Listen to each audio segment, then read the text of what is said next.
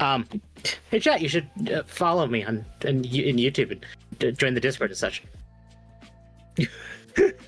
I typically try putting that in the pre-stream. I forgot to do it today. Oh well.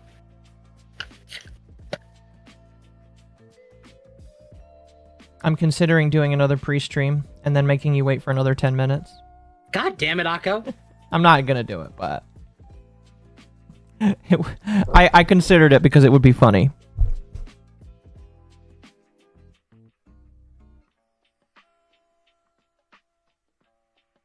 Yeah, so I guess OBS is having this glitch that I'm noticing where it just eats up a lot of your CPU usage. Yeah, how do you think I feel? Well, at least I'm able to catch it early before like something bad happens. Yeah. Hello, Doc. Welcome, Maverick. Akko's delay mentioned. They can take our games, but they'll never take our waifu taught us. Exactly. No, that's exactly. Americans are very free with most things, except if it's lewd things. Then they get out the hammer and sickle. Exactly. Which doesn't make sense at all, but here we are. No, it definitely doesn't make any sense. It will probably be seen as unconstitutional because manga is part of the Second Amendment, hopefully. Yeah, no, absolutely. But at the same time, Texas was also... Well, didn't Texas actually ban Pornhub? Yeah, they're one of the states that required it to be ID verification. Yeah. So, I don't know. We'll see. But I'll tell you right now, I considered saying, hey, I might move to Texas. I can promise you, I'm not moving to Texas. Just go to North Dakota. I did consider South Dakota. Whichever Dakota that is apparently better. Yeah, but you have snow where you live right now. Not right now, thank God. But yeah. It's not much it's just different. how in this day and age for some reason. Yeah, no, exactly. The government, Karens, and all the above want you to either be a trainee or to be sucking on a thing and be a baby forever. Man, that sounded very weird. It does, but it's really what they want. They want you to have no freedom. They want you to have no rights, and they want you to cope, seethe, and beg, and tend to their every need. And dilate. Yep. Move to Alberta. YouTube keeps calling it US. Alberta is actually trying to get out of the Canada. So... I don't know. Very likely. Oh, your stream is actually back up now. I didn't see that. It has been for like 2-3 minutes. Let me pull up your new YouTube stream. There we go. There we go. The Seppies will fail. I honestly would not say... I would say not to move to different states unless you have.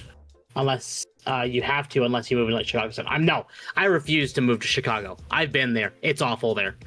If I move, which I highly doubt I will. Yeah. It will probably end up being, honestly, I've been hearing a lot of good stuff about North Carolina. Oh, really? We have multiple clients who have actually moved to North Carolina. And they're like, I don't like it here. They're too liberal with their guns. And I'm like, telling me more, please. Well, I heard that they have a micro center there in North Carolina. Yeah, they do. They have 2 in California. It's just they're off in LA. You see, that's your problem, is it's LA. It's LA, yeah. They want to monitor you and milk you like that cow meat. Exactly. Oh, gross. It's true, though. They do.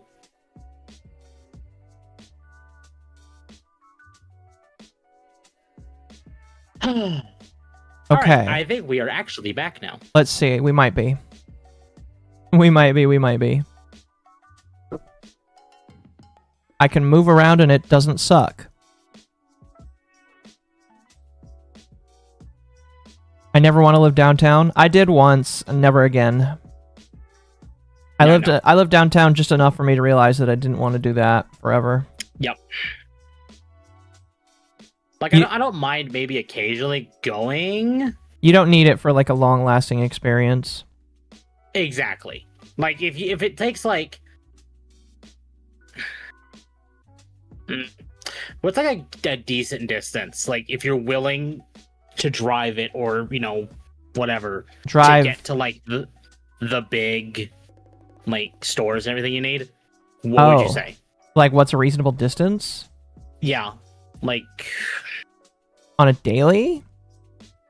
Well, no. Like, if you say you needed to, like...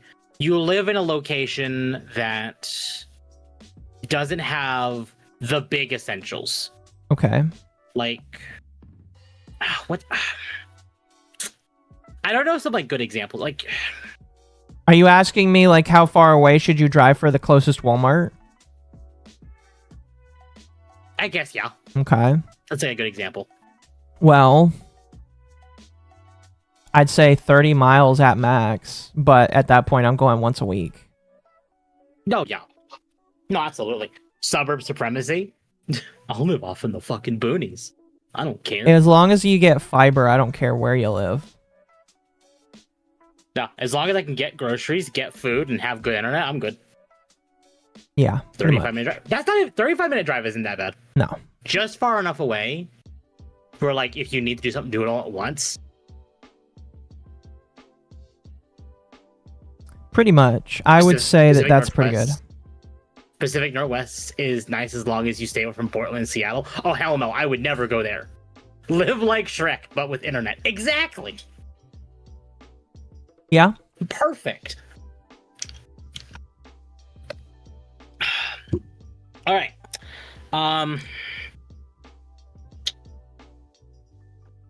As long as I can drive to a movie theater, I'm good. What even is there to watch at the movie theater these days, though? I mean, like, I imagine maybe there's something, but, like, I've just not been interested in the movies recently. There's nothing I'm interested in. There's only 2 movies coming out that I'm interested in, and both of them come out next year and the year after. Oh, really? No starting music? Like Mario 2 next year. Uh-huh. And then Sonic 4 in 27. Those are probably the only 2 movies I'm going to go see. Right. Like, I'm looking forward to the next Spider-Verse movie, but I'm going to wait till that comes out in digital. Why? I'm not going to theaters to see that. Because I'm not interested enough. I might go see Spider-Man 4. The MCU one. Oh, okay. Because the first 3 movies have been great, and I have a sneaking suspicion that is because Sony is also involved. And it's not just Disney. Yeah, I would say so. Yeah. So I might go see that one based on reviews. If reviews are mediocre, I will wait till it comes out in digital. If like it's pretty good across the board, I will consider it. But for now, you're being cautious. Marvel and Disney have not earned my money in several years. You don't say, really. Oh, that's really sad. How have they how have they dissuaded you from giving them money? I think everyone would be able to tell. It's so bad, and you know this. Hey, you were the 5. And gave $5. I said to roll back OBS. Also, did you see the 35th anniversary? Disney has been stumbling and fumbling. It includes deleted scenes. I want that Blu-ray when it comes. Like bare minimum. I have they've been doing. not seen the 35th anniversary of TMNT. Also, I am like the old movies. I am considering rolling back OBS as well. Yeah, I might. I haven't because like my issues I didn't think would fall under the same vein, but now I'm wondering if maybe I should.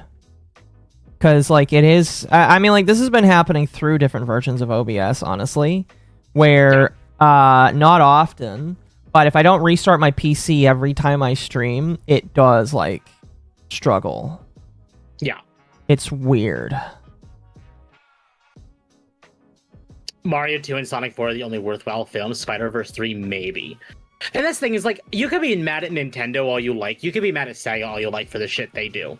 But like, the teams behind the movies for both of them have done fantastic. If I get started on Disney, I'll never stop. Oh dear. I don't know, chat. I think From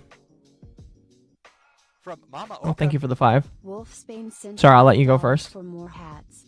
Primitive War. Primitive was a War. goofy movie with dinosaurs in I don't Vietnam. think I've ever seen Primitive War. It's still out though since it was limited. Also, why does Stein Welcome, nerdy. have a prime? Stynax doesn't have a prime because it's not happened yet. Stynax is like one of the next ones. He's like one of the next ones on the list. Yeah, I think Geyer is next. I would have to check the official list. Because I'm pretty sure the next 3 are literally going to be Geyer, Stynax, and Varuna. Again, we would have to here. I'm gonna look the official list. I won't be lazy. Well, because Caliban came out with New War, didn't he? Release list. And then Geyer came out with Zeraman. Okay, update version. Okay, that includes the primes as well. Actually, wait, no. That would mean it'd be Geyer, no, Stynax and then Geyer. Scott Rauch discovered Mom has milkers and gave $5. Because if they did that, Hold on. Stynax came out in... It went Caliban, next is Geyer, so Geyer's the next prime, then Styanax, then Varuna, then Citrine. Okay. Dude, I remember when I joined and Citrine was brand new. Citrine was like my first brand new Warframe, and in a year she's gonna get her prime. That is so weird to me.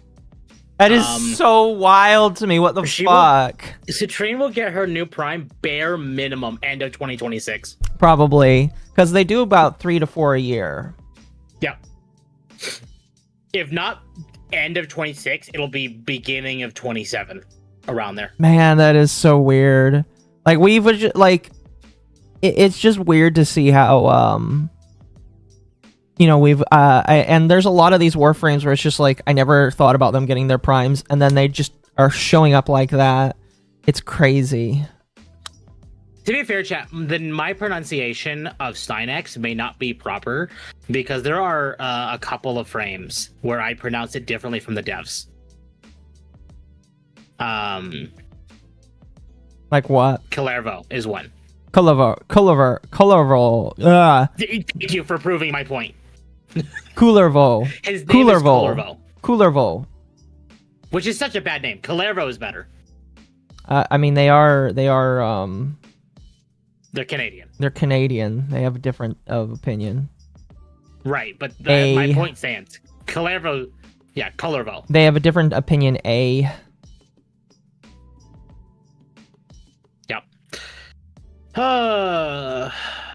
But yeah, next 2026, very much expected to be Geyer.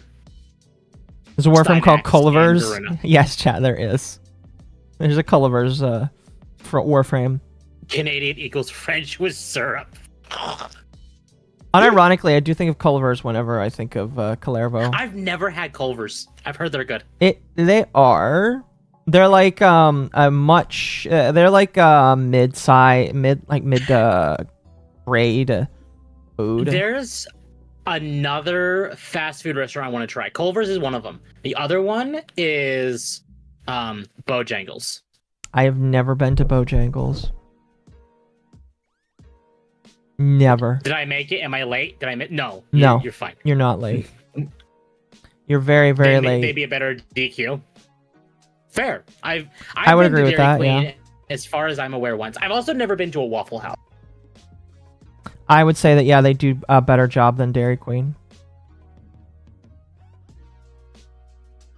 I need to get a new logo. Like, I need to get a logo for my streams. Like, you have it. I mean, like, that's the Dogwave thing. It's not an official one, honestly. It's just a silly one. Well, no. I mean, like, how you put MommaOcco on your thumbnails. Oh, okay. Because well, that can come out with your debut. Yeah. Hi Phoenix. I'm not Dogwave. From MommaOcco. Dogwave is the podcast. Wolfsbane I'm not sent Dogwave. $5 for more hats. I'm Temp. Okay. I was just weirded out. Welcome, because Merrick. I got a Stein for free back. Hope y'all in doing awesome. Doing 2012 on a whim. fantastic. Also, my luck with getting Caliban Prime. Wolfsbane Stynex didn't come out till like the new war. I don't know how you got a free version, but Stynex would have come out with the call missions. Yeah, that's where he came out. That was where his pity was farmable. So I am not sure how you got him in 2012. But because New War didn't even come out until 2019, I believe. I'm going to make the safe assumption that there might be another Warframe you're thinking of, but that's okay. Hi, MommaOcco. Hello. Temp the Dogwave. Temp the Dogwave. While we're talking, I'm like doing some organization of my shit in Minecraft. Not on camera. Fun. Unless people want to see me organize shit in Minecraft. My day has been garbage. I heard about that. Hopefully your day can be less garbage with us here. Yeah. On that note, chat, I had to remind Occo today, we are 2 streams away from 50 Dogwaves. Hold on. Sorry, I have to stop everything and ask, how does that correlate to talking about the anniversary of Dogwave? Well, because you said, I hope you watching the stream makes your day better. Yeah, how does that correlate to... And that correlates to Dogwave. Okay, fair enough. I realize the Yippee has front-facing eyes. That means they're a predator. Yes. Oh, no. I want to see in Minecraft. My wave begins to play. So we do have some news. We don't have a lot to go over today. I disagree. I feel like we have more than you probably... Well, maybe not more than you think, but like we have a decent chunk. We have a decent amount, but it's all kind of one-off things. It's not like a dedicated topic. Mm-hmm. I guess we could kind of do Hollow Knight. We'll just start with Hollow Knight. You want to start with Hollow Knight? All right. Yeah. Bring up your screen whenever. Yeah. Let me get this going.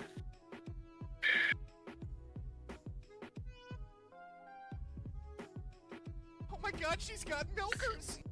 Where is it? $5. There we go. No. And Stynex because I remember him coming free with a promotion on Xbox back in 2012. And then we need this one. We'll talk about this one first. Moros Protocol delayed till later in September. Really quick. This has been the case for a lot of games. I was just gonna say really quick, Wolfsbane, you're gonna have to find a picture of that because again, Stynex came out like here. Let me open up the. That sounds like Excalibur, because Stynex. Hold on, we're doing this live. This is the side. Let's see, original. Stynex came out 22/9/07.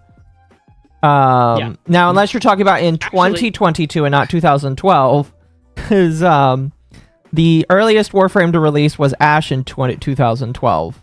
Yeah. So here, I can stream this for you, so that way you can. I'm not trying to be weird or anything. I'm just confused because Stynex didn't come out until 2022. Okay. So according to this. To celebrate the release of the 50th Warframe Stynex, all players who logged into Warframe between September 7th and September 21st, 2022 received a built Stynex Warframe complete with a pre-installed Orokin reactor. Stynex was released September 7th, 2022 with update 32. Okay. I'm just going to assume then that it was 2022 and not 2012. Because there's no way that he came out in 2012. Because Warframe came out in 2012. I'm sorry, that means Warframe is way older than we assume. I don't know. I think you're getting actually. I'm not trying to actually. I just like my brain hurts because it was like there's no way that he came out in 2012. Was Warframe out in 2012? Yes, Warframe did exist in 2012. My apologies, chat, if I sound weird. I was just like, wait, there's no way he came out in 2012. 2022 is accurate. 2012 is not. Okay. It's okay though if you got it wrong or if you misunderstood. I don't blame you because that's fine. Anyway, so Moore's Protocol was delayed to later in September. For those who don't know, it is like a first-person horror sci-fi game, kind of like Dead Space, but it's pixelated. Okay. The game was actually slated to launch September 4th, before we knew the release of Silksong. It is no longer coming out on September 4th. Yes, I remember this. This was the Witch game, right? There was a Witch game, I should say, that was slated to. There is hold on. Can I find the list of games? Hold on. There was a game delayed. that was going to come out, and then they're like, oh, by the way, we're not going to come out because we don't want to compete with Silksong. Yeah. So PC Gamer compiled an article of every game that was delayed because of Silksong. So Panic Arcade, they're delaying Clover Pit until September 26th. Stomp in the Sword Miracles was delayed to... Do they have a date? No. I don't know. They don't have a date anymore. They had planned for September 12th. And the Stomp in the Sword team basically said, hey guys, some of you may know that Stomp in the Sword of Miracles demo was going to launch on August 29th. I was waiting to announce this, but the Kickstarter was going to launch on September 12th, with the demo giving it a little boost beforehand. Team Cherry has suddenly announced that Hollow Knight Silksong, the most highly anticipated Metroidvania I've ever seen, is going to release on September 4th. Trying to market indie game is already really, really hard. It's the task of trying to get attention in a deep sea of other amazing games. In the case of Silksong, however, I feel like a little krill trying to not get eaten by a blue whale. Tiny devs like me rely on word of mouth and streamers to bring in visibility, and everyone's going to be busy with Silksong for quite a while. So unfortunately, even though it was just a week away, I need to delay the demo for the sake of Stomp's development. I want to give the demo room to shine, and I want to do what I can to make sure that Kickstarter is a success, so I can make the best version of Stomp I can. I don't know. I don't quite know when yet, when it'll be coming, but I'll keep everyone updated as things go. Really quickly. It's okay, Wolfsbane. You're fine. I didn't assume malice, so you're alright. You can blame COVID. COVID is a good thing to blame on things. Yeah, it is. Alright, it's like Obama, alright? We blame Obama for things, we'll blame COVID for everything. Thanks, Obama, for COVID. Sorry, go ahead. Bite my tongue. Anyway. Good dog. Yeah, as some people may have noticed, Silksong is pulling a GTA 6 on developers. 20. Phelan was delayed until eventually. Eterna Lucius was delayed until 2026. I'm sorry, what was that called? Eterna Lucius. That is a weird ass name. I'm sorry. Well, it's two words: Eterna and then Lucius. Still weird. Warframe came out in 2050. Peak did not get delayed because it's already out. Yeah. But they did make an update to the game, saying the patch is live with some new fixes. We hope you enjoy Peak for the next 2 weeks until you all move on to Silksong. They know. They know what's coming. They know. Demon School was delayed. Little Witch in the Woods was delayed. Yeah, that's the one that was delayed. I'll be honest with you. This was kind of funny. This was very funny. Yeah, the devs made, like, you know the meme of, like, the Pepe the Frog? Like, that's what that's, been, like... Yeah. And they did that, but it's the little witch that fell over, and it's just Hornet standing over her. They knew. They knew. And they're not even mad. Most of these devs are coming out and saying, we don't blame you. We're in fact going to be playing too. Like, I know some of them are upset, and I wish Team Cherry had communicated a little better, but... It's not really their fault. It's a free market society. Exactly. Baby Steps was delayed. In fact, this is a monument to Silksong and Baby Steps. Oh, okay. And then Moro's Protocol. So the sci-fi shooter has scrapped its September 4th release date and will instead drop on September 18th to ensure the game releases under the best conditions for success, which is to say, nowhere near Silksong. Yeah, so we had a slew of games delayed because of Silksong, and I know a few of them are a little upset, but I'm sure some of them are deeply upset. That's like a sucky thing to have happen to you. it is. And the thing is a lot of these games are just kind of fucked. Ish.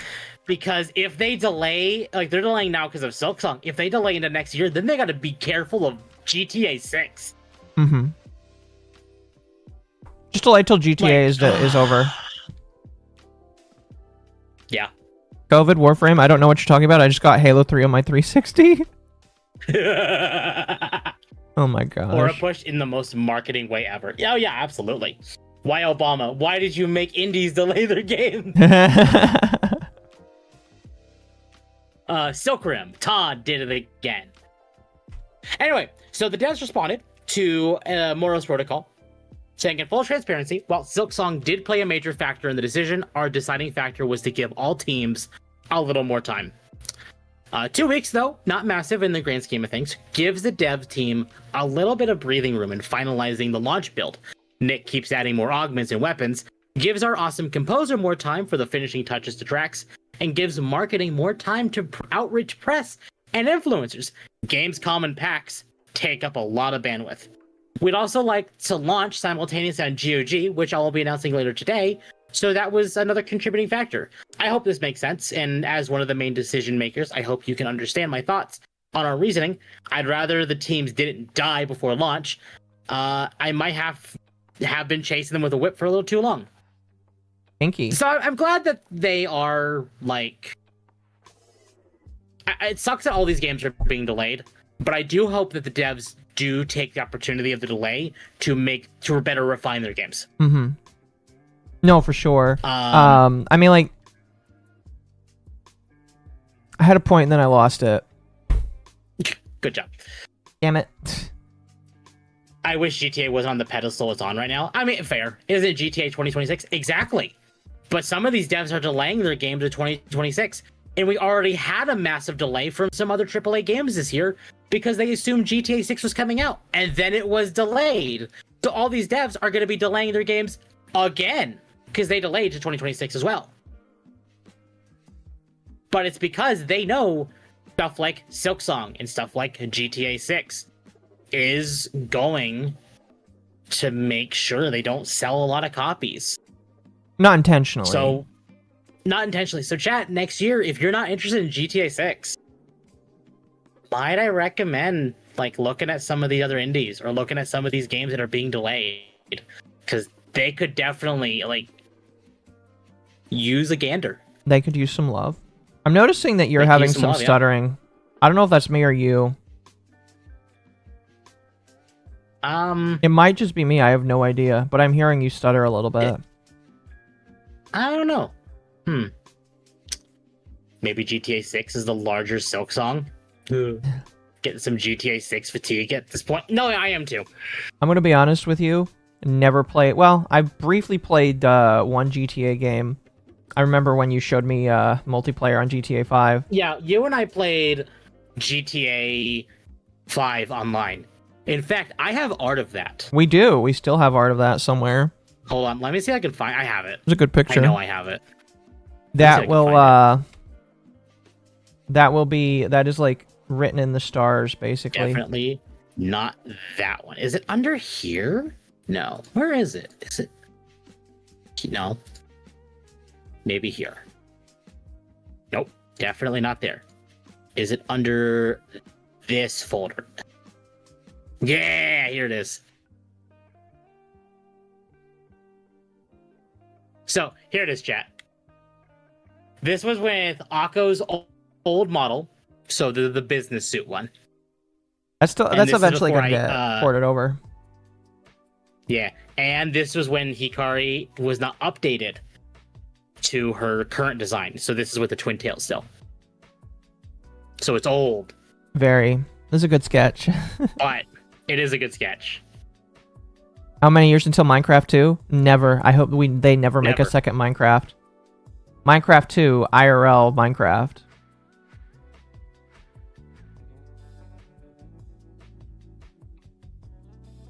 Discord. Thank you. But I guess some other news about I guess Hollow Knight in general. Hollow Knight actually in its all-time peak player count today with over 70,000 players. And I imagine that's going to continue as a lot of streamers are realizing that they have never played Hollow Knight and they kind of want to play Hollow Knight 2 Silksong. So they're going to go around and play that original so that they're ready. Well, also, Team Cherry put Silksong, the original Hollow Knight, on sale. Oh, I imagine so. How much? So right now it's $750. Oh, geez. No, if you don't own it, chat, $750. Yeah, $750 for another 14 hours. So if you haven't picked up Silksong, it's at least that price on Steam. I don't know about other platforms, but I'm going to assume other platforms. Mm-hmm. I remember Notch listen, Notch could not make it because he sold the rights to... Yeah. He said that he wanted to make Minecraft 2, but it's more of a Minecraft spiritual successor is what he wants to do. Yeah, that's what I imagine it's going to be, honestly. You're not going to get... like, from him, it's not actually going to get called that. It's just going to be whatever the fuck he makes right afterwards. Exactly. All right, time to pick this thing dry. And there's no guarantee that he's even going to make that. It's just... To be honest, he's kind of back and forwards about what he wants to do. And I get it. Yeah, it's just, I don't really know his temperament. In the landscape we are in today... Go ahead.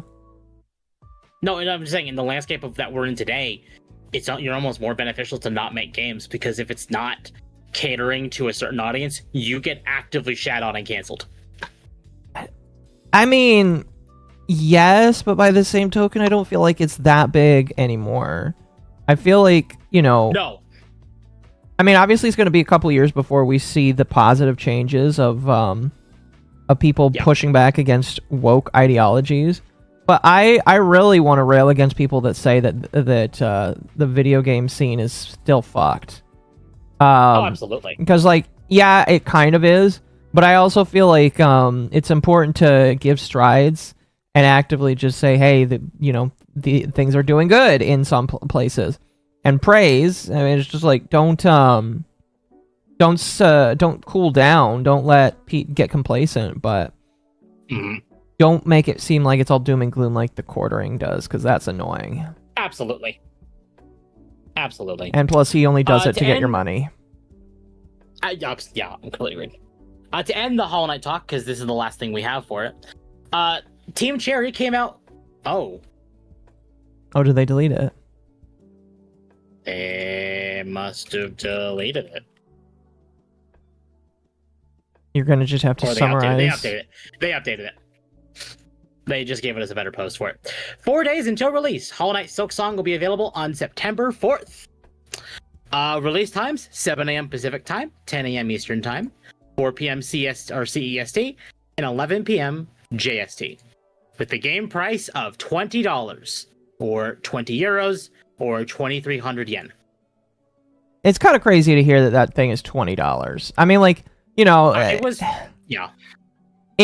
After everything, maybe they'd say, oh, it's $40, but if it's that much money, because the last one was $15, Hollow Knight is $15, right? Yeah. Yeah.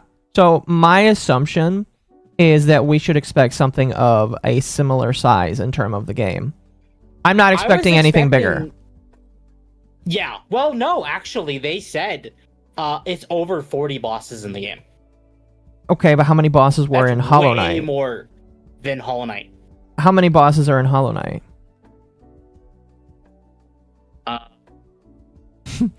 Turns out there's 40 bosses in Hollow Knight. 47 unique bosses in the main game, and it's free DLCs. So it combines the DLCs. Okay. They're saying over 40 bosses for base game. We don't even know about post-launch content. Right. Ow. So we don't know quite the size. I think it's fair to assume it will be the same size as the original game. I would If hope not a little so. bigger. If they're introducing that much stuff, I would hope so. Yeah. I just don't know what... I mean, like, I vaguely know what the story is going to revolve around, but I haven't really kept up. Because I kind of want to be in the dark about it.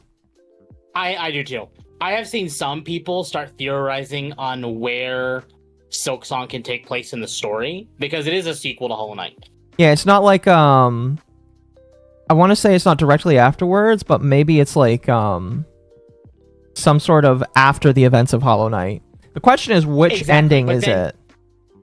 Exactly. That's the thing, is like, which ending? But that means, ironically, it's almost like a mark of, like, greatness when you can have a game like this where, because the only time I've ever seen people speculate on which ending is canon is Souls-likes, like very specifically like Dark Souls and Bloodborne and Elden Ring and stuff like that, like FromSoft games.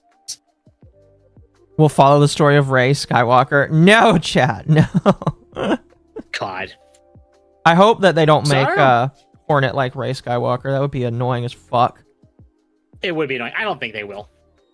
Do you think she'll talk? Because no, I don't think she will. You don't think so? Well, you know what? That she could, because she is an established character with known dialogue in the first game. Yeah. So maybe she will. But as long as it keeps to the same like story direction as the first game, I don't see a reason to assume the worst. Okay. They've not given us any reason to assume the worst.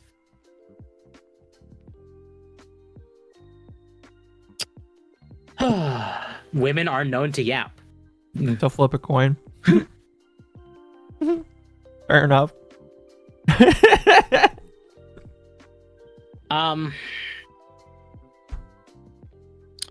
So yeah, that's the end of the Hollow Knight talk. I will, if you're planning on buying Hollow Knight, or Silksong very specifically, on the day of release, be ready for Steam to shit the bed. Preload it. It's not even for pre-order. I thought it was for pre-order. No, you can't pre-order it. Oh. So everyone's going to be jumping on Steam the second it releases to buy it. Mm-hmm. So Steam is going to shit the bed. I promise you. We'll see, I guess. It doesn't have to be an abject fact. We'll see. Not my Sasquatch. Steam can probably handle it. The problem with stuff is like servers can handle it. It's just how fast can a server take that much traffic at once? Yeah. I'm slowly learning more and more about how servers and networks work, and learning how all that shit works is like very confusing, but also very cool to learn. Well, yeah. I think the best example of like how you should expect Steam to operate on the day of release is going to be how they do summer sales. Mm-hmm. It's not about the traffic, because like Steam has over 40 million users. Right. It's just the fact of how much will they be hit at once. I don't know. I guess we'll have to wait and see when it comes to that. Like I said, I'm probably not going to be like a day one player. I know you will be. I will be. You will definitely be. Yeah.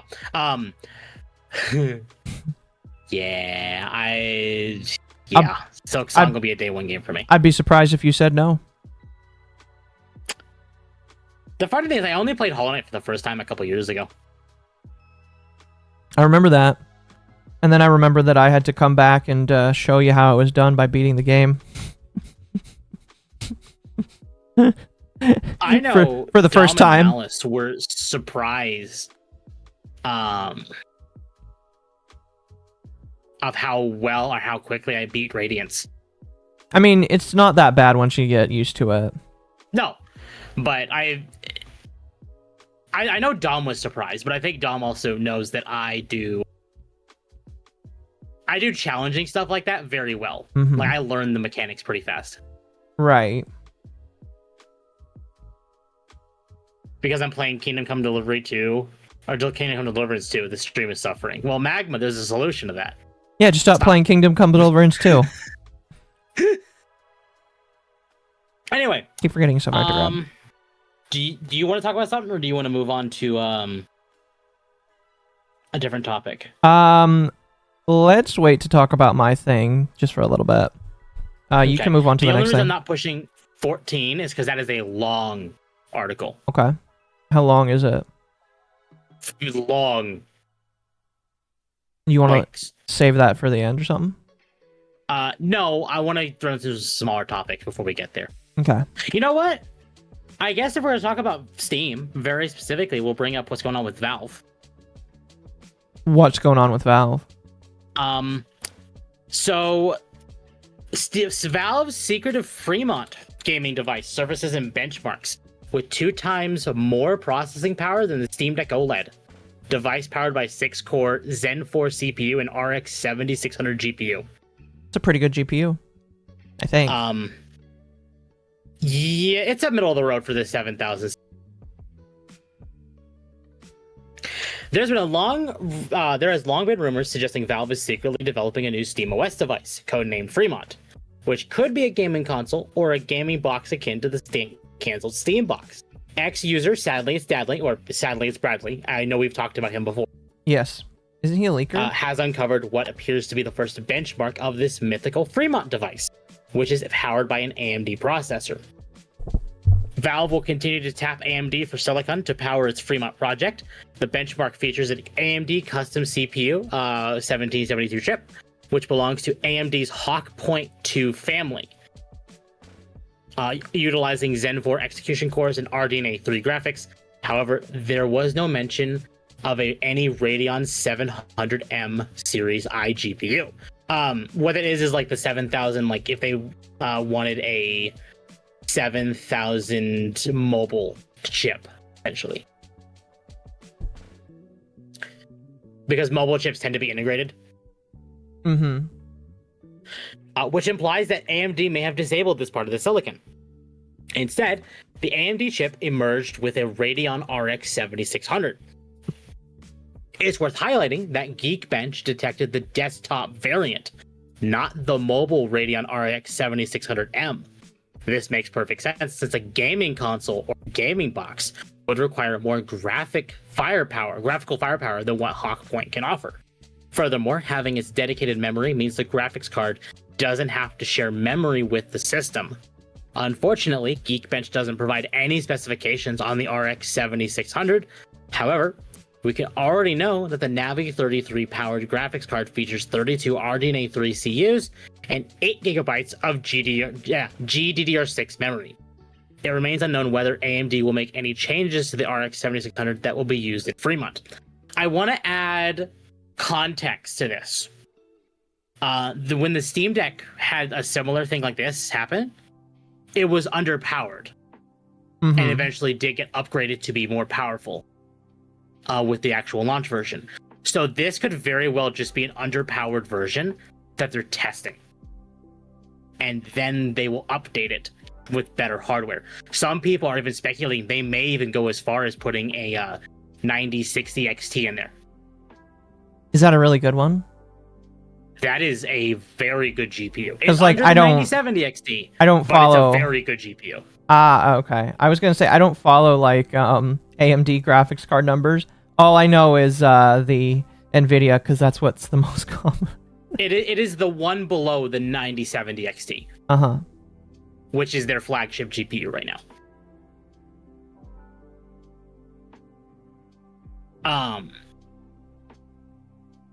The Hawk Point is a substantial upgrade from Van Gogh, which powered Valve's Steam Deck OLED, codenamed Galileo.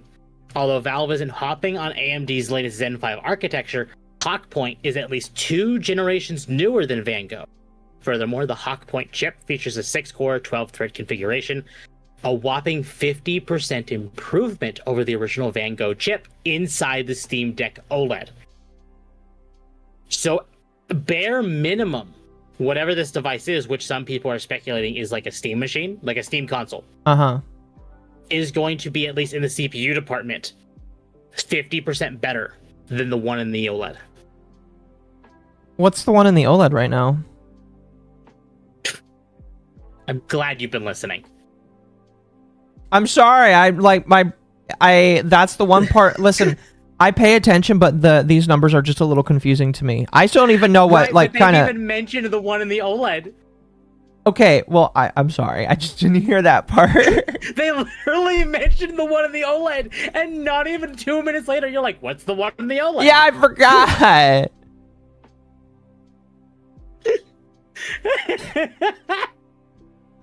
Listen. Point is a. I forget CPU stuff because this I don't know the CPUs. Oh my god. Hawk Point is a substantial upgrade from Van Gogh, which powered Valve's Steam Deck OLED. Although Valve isn't hopping on AMD's latest Zen 5 architecture, Hawk Point is at least 2 generations newer than Van Gogh. Furthermore, Hawk Point features a 6-core, 12-thread configuration, a whopping 50% improvement over the original Van Gogh chip inside the OLED. Did you get that? Yes, I got that. So, it is 2 generations newer than the chip inside the OLED and 50% more powerful. That's substantial. Is the name the Hawk Point chip? Yes. Okay, so it's not like an AMD or a well, no, it Intel. Is AMD. Okay, so it is AMD. It is AMD. But they don't call it an AMD. No. So it's like how Intel has like Kaby Lake or other like generations of like their Lake series CPUs. Yeah. It's just like that's the generational name. But nobody calls them those names. They just call them by the numbers. Exactly. Correct. And that's probably what's confusing you here. Yeah. Actually, the article doesn't go on much longer.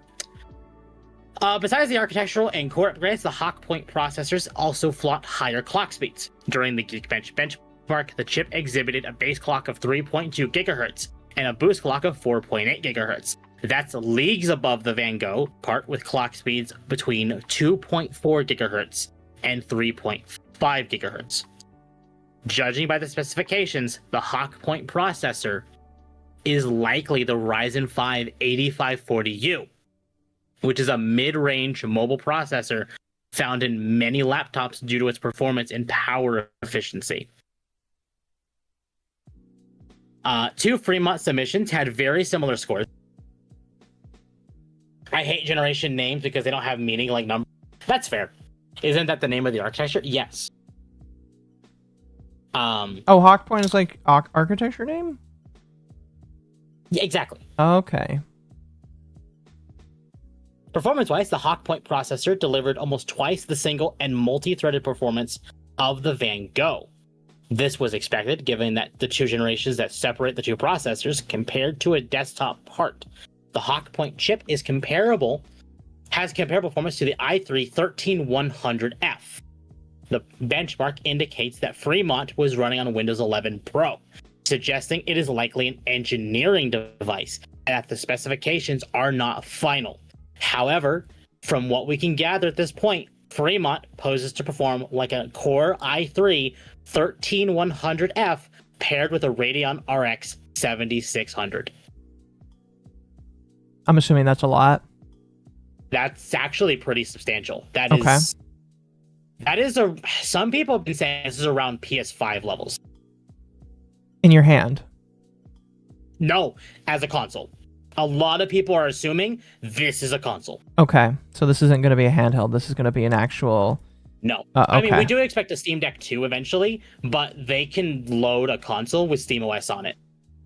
And it would sell... Because that's a thing that people want is, like, a lot of people will have bought the Steam Deck and not even, like, use it as a handheld. They just plug it to their TV and use it like a console. Uh-huh. So why not make a console and just give them better performance with it?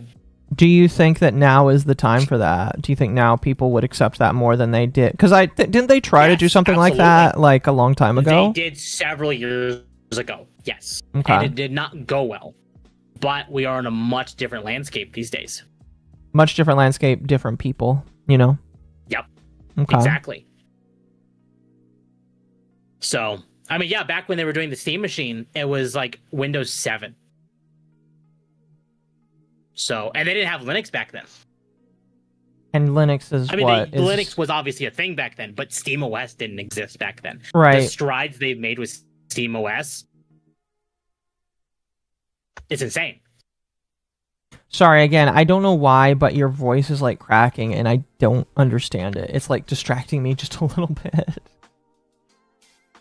I don't get it. Nothing has changed about...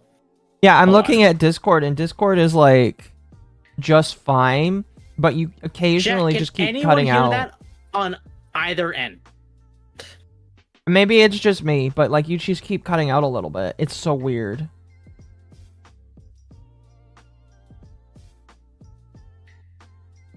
Because if multiple people, especially on my end, can hear that, I need to fix that. M's balls dropped? Yes. Proton didn't exist? Fair. Yeah. Only on Occo's end. Okay. Don't say that. He'll say it's a skill issue then. We're fine over here. Fantastic. Fuck. Okay though. Sounds fine here. Well, good. Fantastic. I don't know, just continue. Cause it's not like dying, but like it's bothering you enough to care. I just can't wait to move. Skill issue, Occo. I just can't wait to move. It could just be your internet. It can't be the internet because I've not dropped any frames. We're just gonna continue though, because otherwise we're fine. You cut off every now and then an Occo stream. No idea why. My guess is here's a simple reason why. It's Discord's fault. Blame Discord. Blame Discord? Okay, we'll blame Discord. Because I haven't dropped any frames, and in fact, I am streaming at a higher bit rate than I used to as well. Okay, fair enough. So, all right.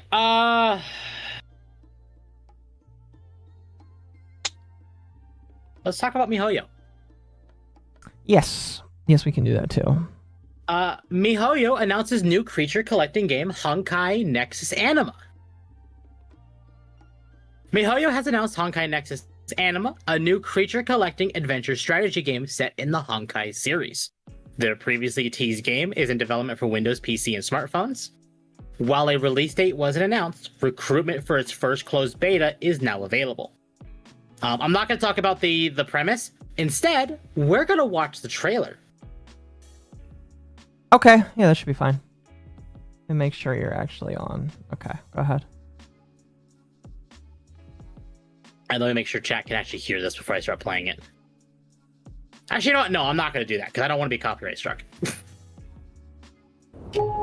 I can hear it. Holy shit, that's loud. I turned it down.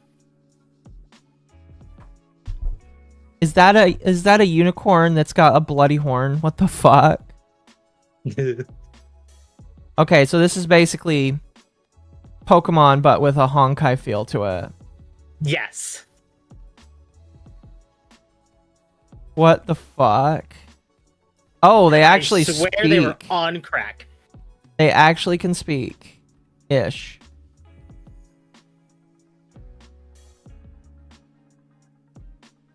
What have I become? So are the my question is, are all of these animals different Honkai creatures that have been domesticated? I have no idea. Well, no. So it seems to be a crossover game between Honkai Impact and Star Rail. Yeah, for sure.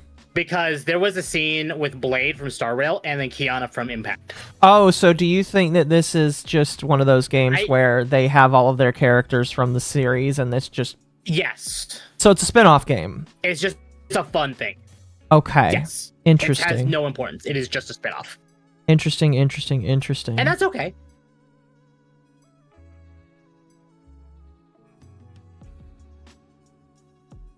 There's no, as far as I can tell, there's no Genshin. I haven't seen any Genshin. You know, I did see another trailer, but it just showed off Kiana and Blade.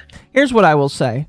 There's a reason why we don't have costumes in Genshin Impact, and it's because they keep taking all of the good ideas for outfits and putting them into different games.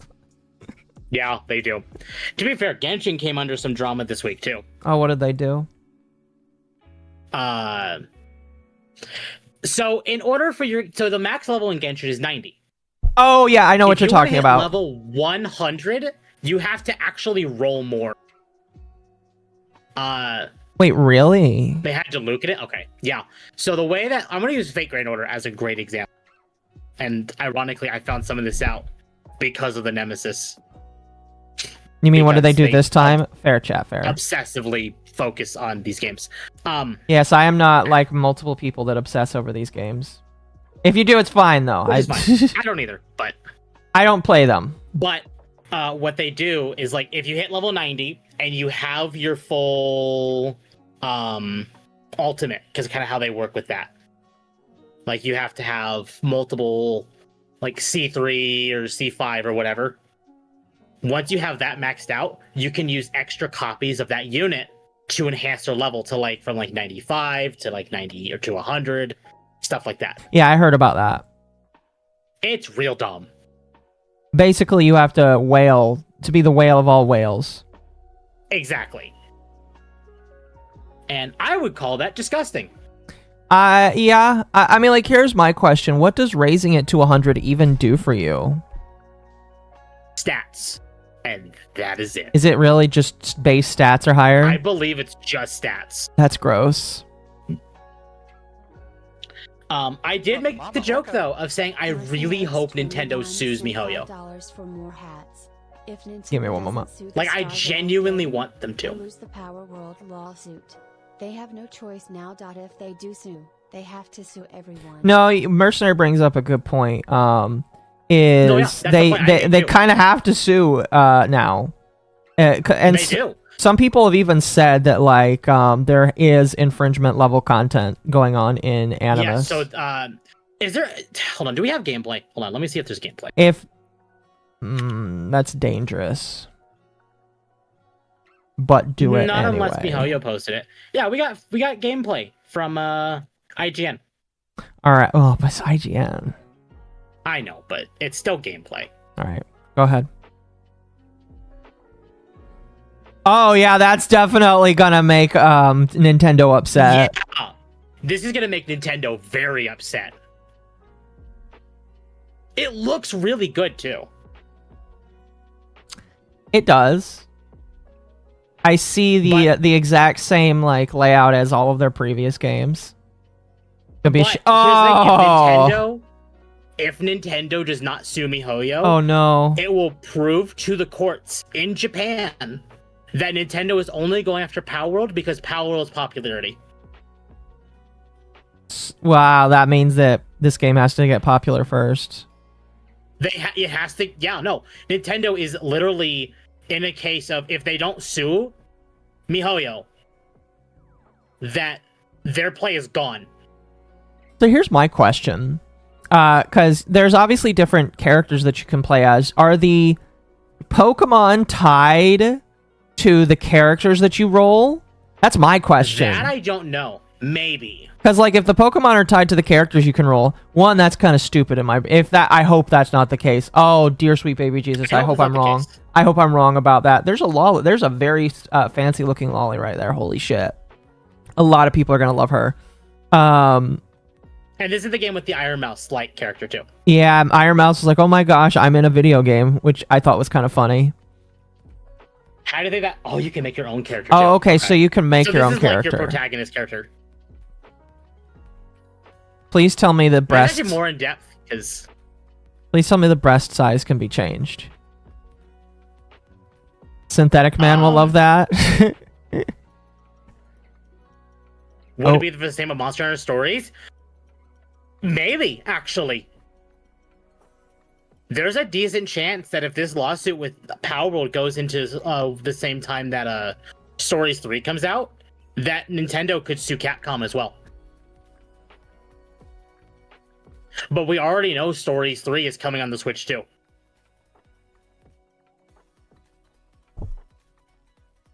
If the breast size can be changed, Raging Golden Eagle is gonna I'm not gonna finish that. Oh gosh, I don't know. I don't know how. Right, it does look very interesting in terms of like gameplay. It seems like they're really trying to add a lot of shit to it.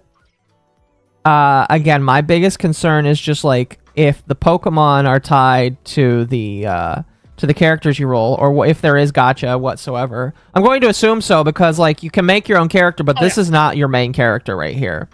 Absolutely. That does not look like the main character. It's a Mihoyo game. I'm 99% certain it is gotcha. Well, it kind of reminds me, do you remember Tower of Fantasy, what they did? Yes. I don't remember what they did. So what Tower of Fantasy did is you rolled basically for the weapons, because the weapons had the souls of the people in them. And once you got the weapons, you could equip that person as like a skin if you didn't want to wear the if your main character basically. So I could see a thing where they are a very predatory thing where they choose to make it where you have to roll the character, and that gets you the Pokemon that comes along with it. Again, I think that would be really bad if they did that. But I'm worried that I'm worried. I think the monsters need to be catchable in the world.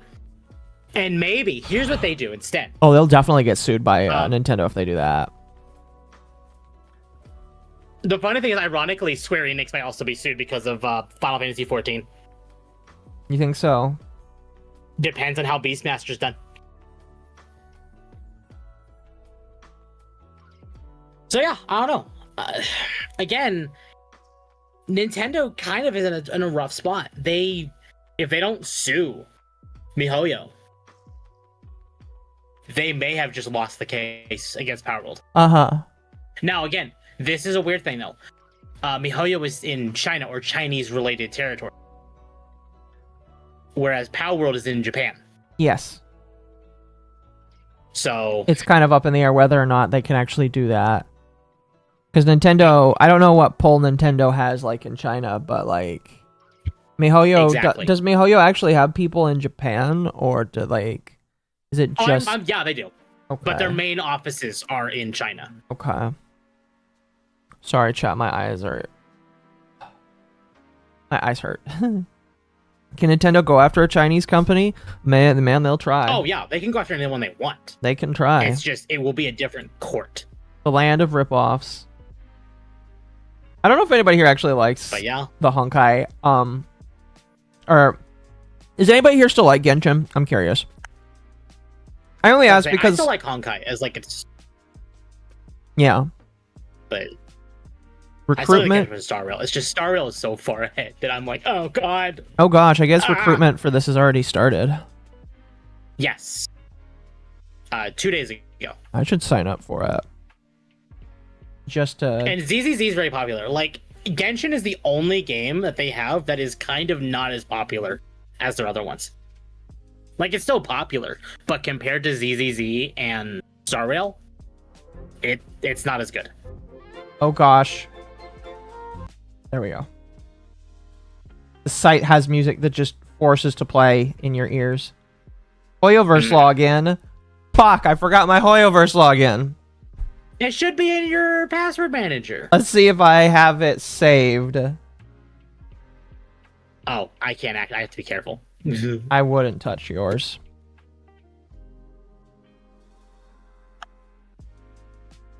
I'm going to sign up for it.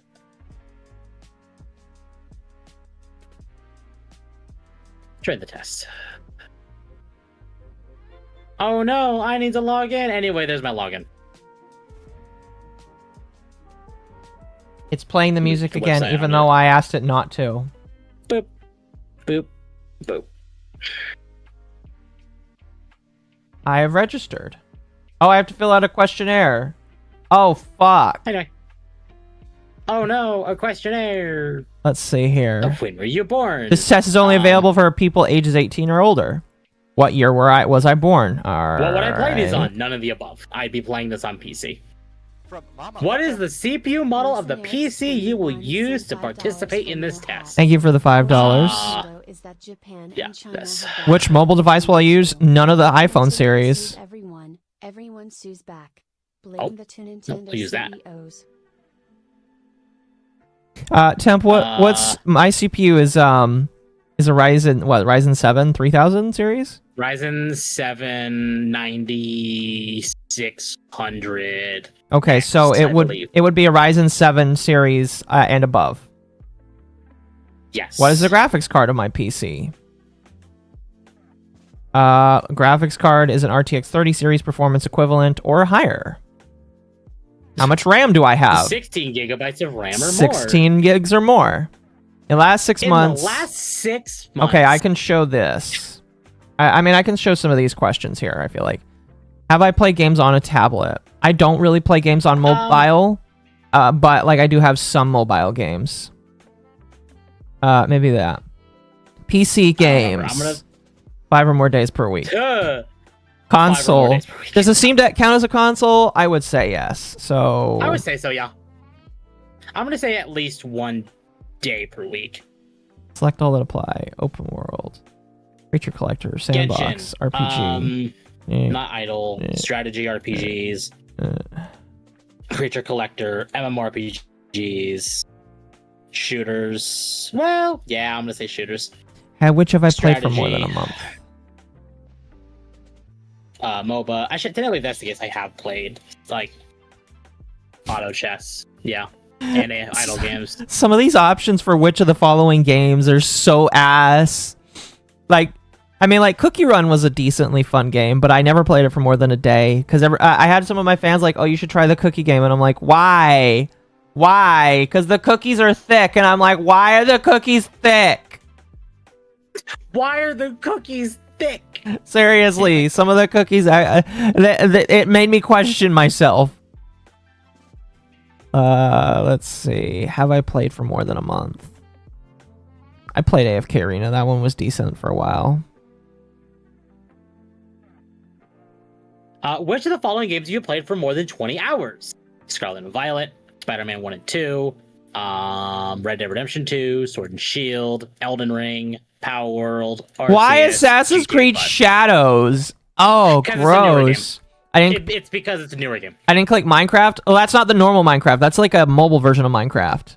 Rebirth, Baldur's Gate, Resident Evil, Stardew, Clair Obscur, Skyrim, Persona. I'm gonna count Persona 4 on that because I played Persona 4 but not 5. What of the following games have you played? Everything but Tears of Themis. Because Tears of Themis is no thanks. Welcome, Kitty Queen. We'll get back to the topics in a minute. We're just gonna finish filling out this. Yeah, I want to fill out this thing so that I can. I want to play the game just to play the game. I was gonna say shit on it, but no. Important to you. Select up to 5. Mechanics, immersion. Honestly, like collecting. Only set up to 5. Ooh. Collecting because I'm autistic. Good. No Disco Elysium. I don't own Disco Elysium. I'm sorry, chat. Puzzle solving's good. How much have I spent on games in the last on per month or on average? On average. Emotional value. I don't listen. I don't buy games. I don't buy games. I buy computer hardware now.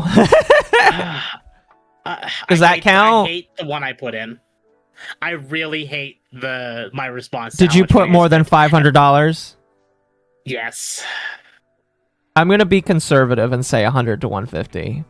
Which social media do you use to learn about new games? YouTube, Twitch, Reddit, Discord, Twitter. Reddit the least out of all of them, but I'm not gonna say no on that one. Primary reasons that made you want to participate. It's a new Hoyoverse game. Remember That's why I Gotcha want to Club? play. Here, I'll bring this over so we can see this chat. Oh, I'm doing mine on my end.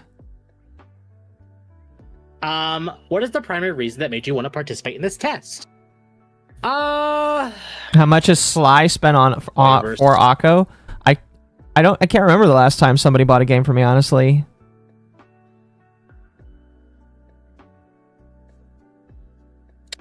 Thank you for participating. All right, I've completed it. Cool.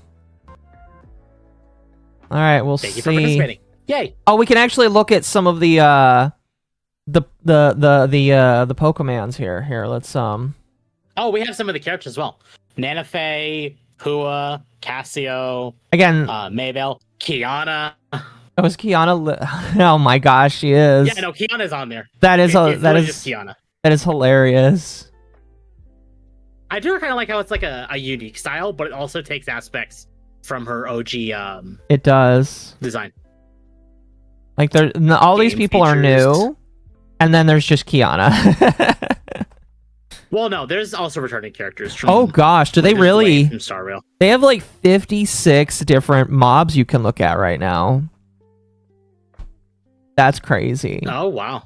All right, let's look for the animal that people are most likely to say they'd fuck.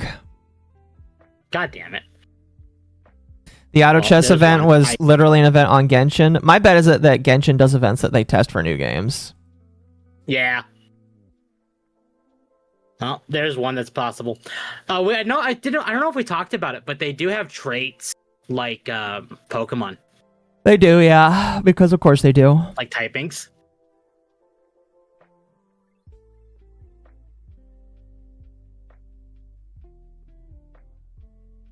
The But furries. they are kind of cute. I do actually like the designs of these. Some of them are right. Okay, that one's just a carton of milk. Oh, That's an egg. That's just an egg. That's just literally an egg right there. egg. Okay, so I went through all of them.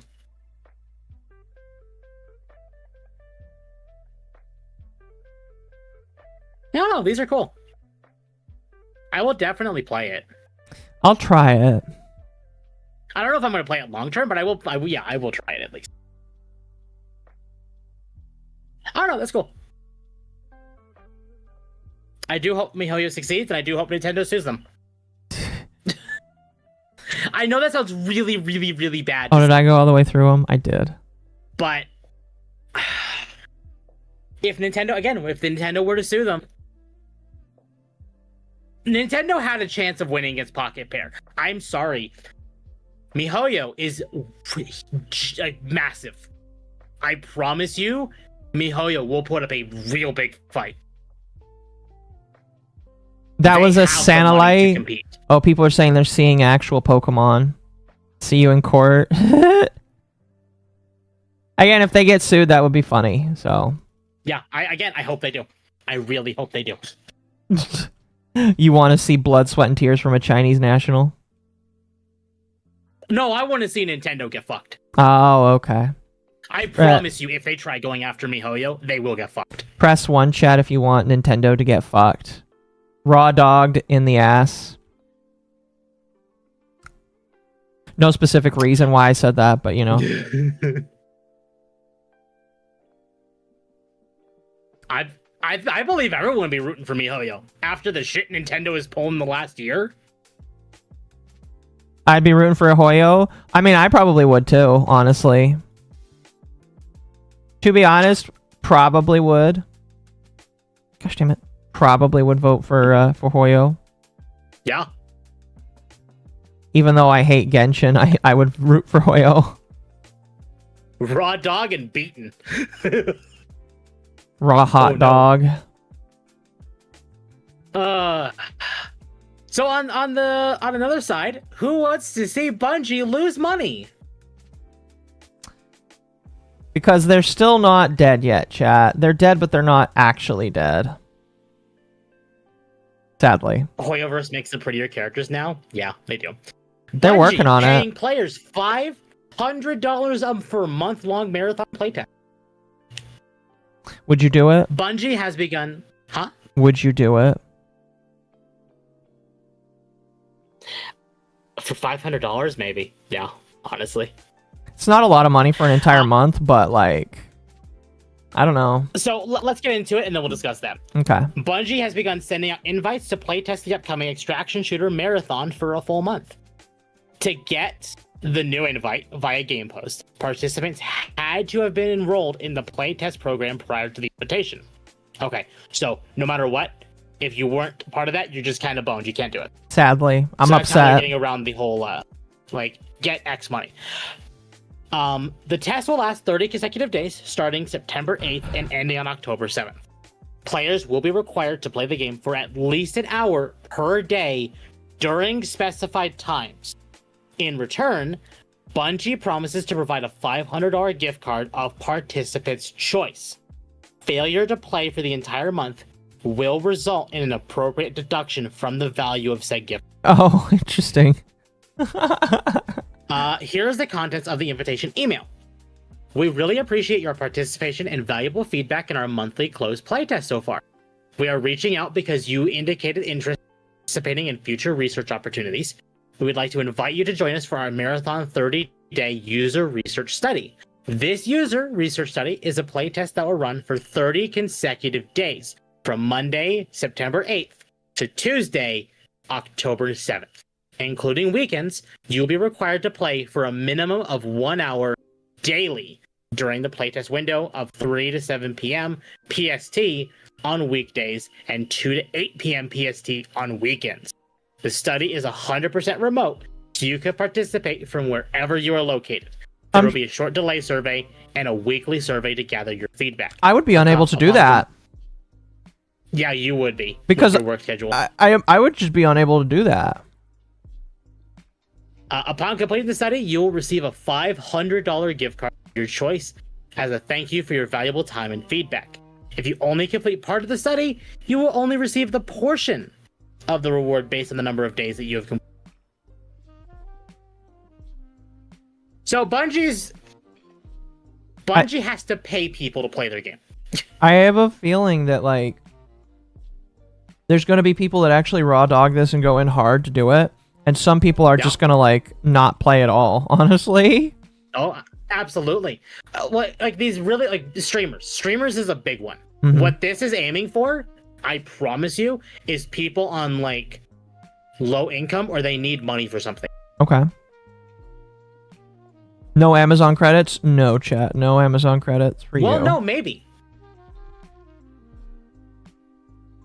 They said the platform of your choice. I suspect that means, like, Xbox, PlayStation, you know, I don't know, maybe Nintendo or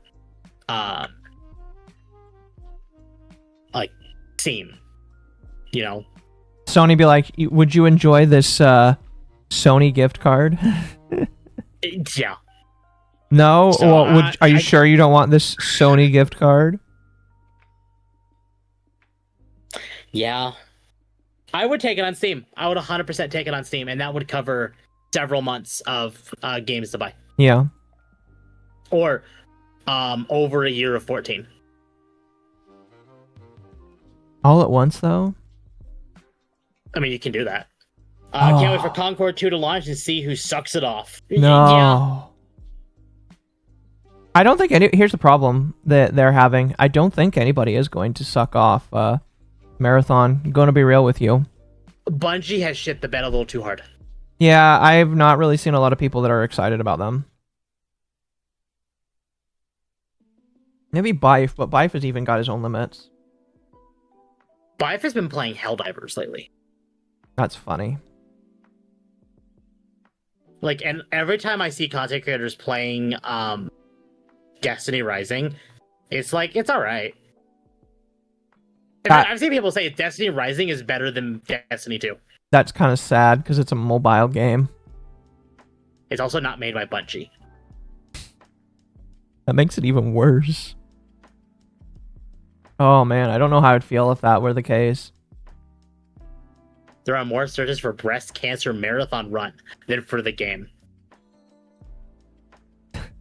I'm sorry, what? Damn.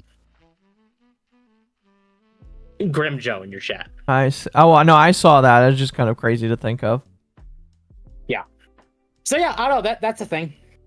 Again, chat. This is the Dogwave of this week. It's like there's so many tinier stories, but there's nothing like. I wouldn't say that's a bad big. thing. It's not a bad thing though. No, I'm okay with it. Speaking of Nintendo.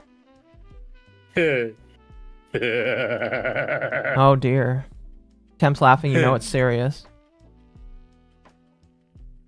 Thank you to Sparky. Sparky's in chat. Thank you, Sparky. Sparky sent this to me.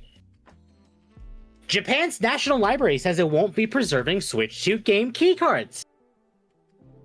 Do you wonder The if library- this specifically was Nintendo asking them to do this, or do you think that they just decided they can't do this? So it actually goes into that. The library requires a copy of all new publications by law, but says Switch 2 game keycards are not eligible.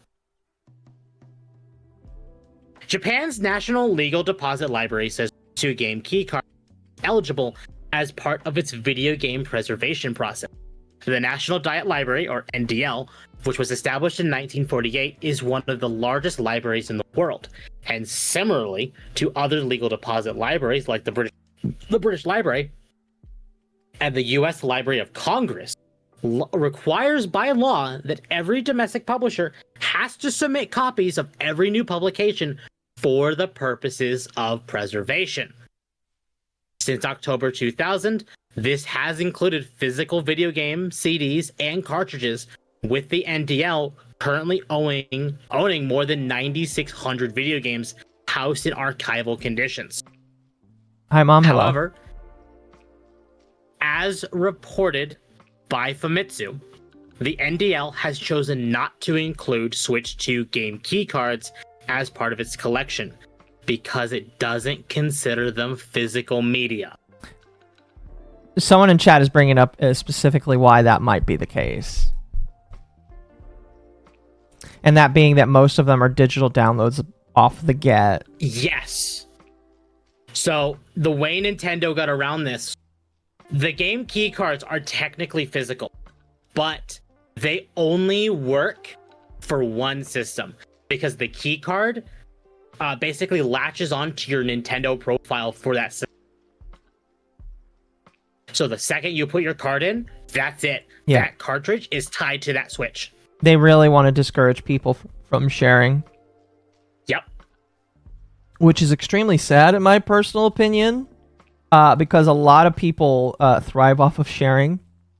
I know in my family, my parents oftentimes borrowed my stuff that I wasn't using. And so this is going to be a major, like, oh, can't really share anymore. What happens if you switch to bricks? You're fucked. You Plain know? and simple. If your Switch 2 gets bricked, you're fucked. Quite retarded in my very humble opinion. I think Nintendo's pretty fucked for doing that. So Yeah, I agree. Now, According to the report, NDL representatives explained that only physical media that contains the content itself can be preserved. And since a key card on its own does not qualify as content, it falls outside of its scope for collection and preservation. Game keycards are Nintendo's new branding for cartridges that still require the game to be downloaded from the Switch 2 online store before the game can be played. The cartridge does not contain the game data, rather it's simply a key that enables a download. There are benefits to such cards. Unlike code in a box releases, they can be traded or resold, and they're theoretically cheaper than proper Switch 2 cartridges with the full game on the card, because those have higher storage and speed specifications and cost more to manufacture. However, numerous players say they don't like game keycards because there's no guarantee they'll work ever, due to their need to connect to the Nintendo server to download the content. While it seems unlikely this will ever be deactivated in the near to medium term, it's not known what will happen decades from now. thank you for being a yippie for 13 months. Nintendo begging for governments to step on them, and some group of people assume almost being beaten by Google, locking Android down soon though.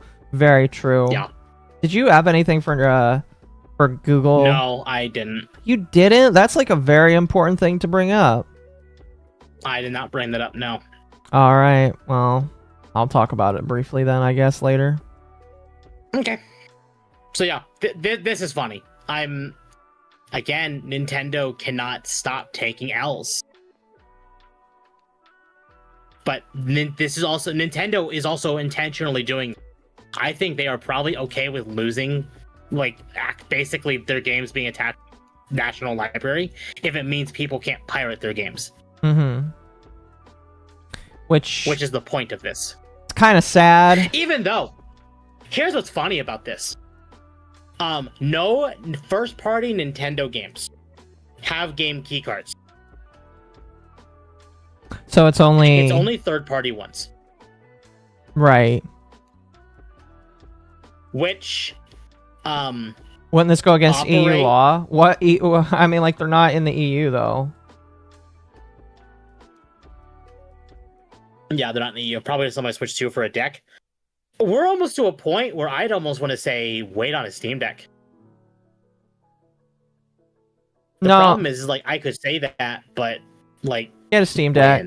Get a Steam Deck. I'm not saying don't get a Steam Deck. I'm saying, like, who knows how far we are from, like, the next iteration. Yeah, but, like, just get one still. Yeah. Probably won't play their games if they can't be pirated, if they're not, if they are in not Japan and the West. Yeah. Again, I've said I will buy a Switch 2 when Xenoblade 4 is announced, but honestly, even then, I'm kind of getting to a point where I'm like, not even that will get me to buy one. You don't think so? I'm more likely to... I might still buy a copy of Xenoblade 4. But then, like, pirate it. Mm-hmm. Just to say I did buy it. So... 2 daily reminders. 1, don't buy a Switch 2. 2, get a bank account. Yes, Magma. Thank you, Magma. On it. See, I've given up Magma, so you've got to do that for me. Yeah, you've given up. It does take time, you know that, right? You've had 5 years. Shut up.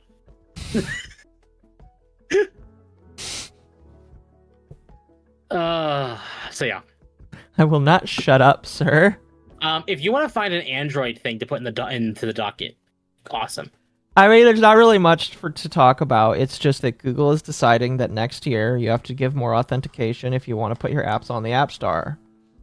On the App Store, excuse me. That's it. Like, basically, you have to dox yourself to put your stuff on the App Store. 5 years, you deserve this shame. I had an excuse for several of those years. Akko is making it worse than it sounds. Okay. 2 years. 2 years is fair. 2 years is fair. 5 years is not. For those who don't know, and I'm going to not go into too much because it is, you know, too much information for the internet. I was taking care of a family member.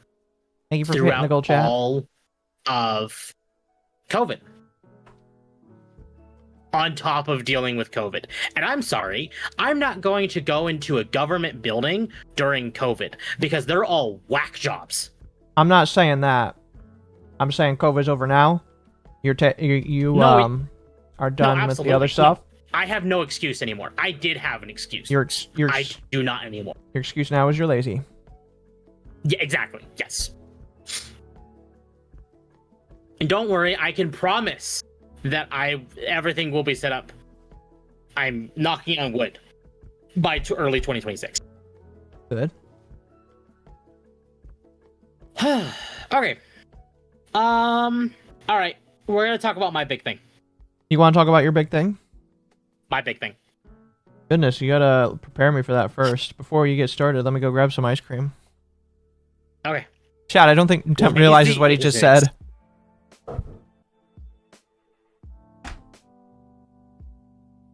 I still don't have mine. You're missing out on a lot. No, I know I am, Magma. I absolutely know I am.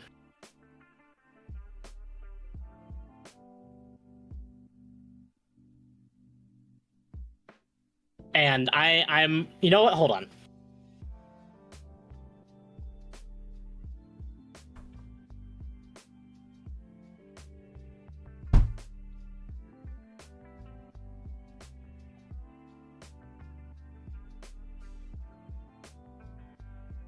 All right. My favorite slur. Oh dear. Oh, did Temp walk away? No, I'm here. He did walk away, didn't he? I went and grabbed my documentation. I don't know, Chad. I can't hear him. I hate you. Anyway, sorry. No, I went and grabbed my documentation because the only thing really making sure I don't do that is having this available. So I'm putting it in plain view to get that done.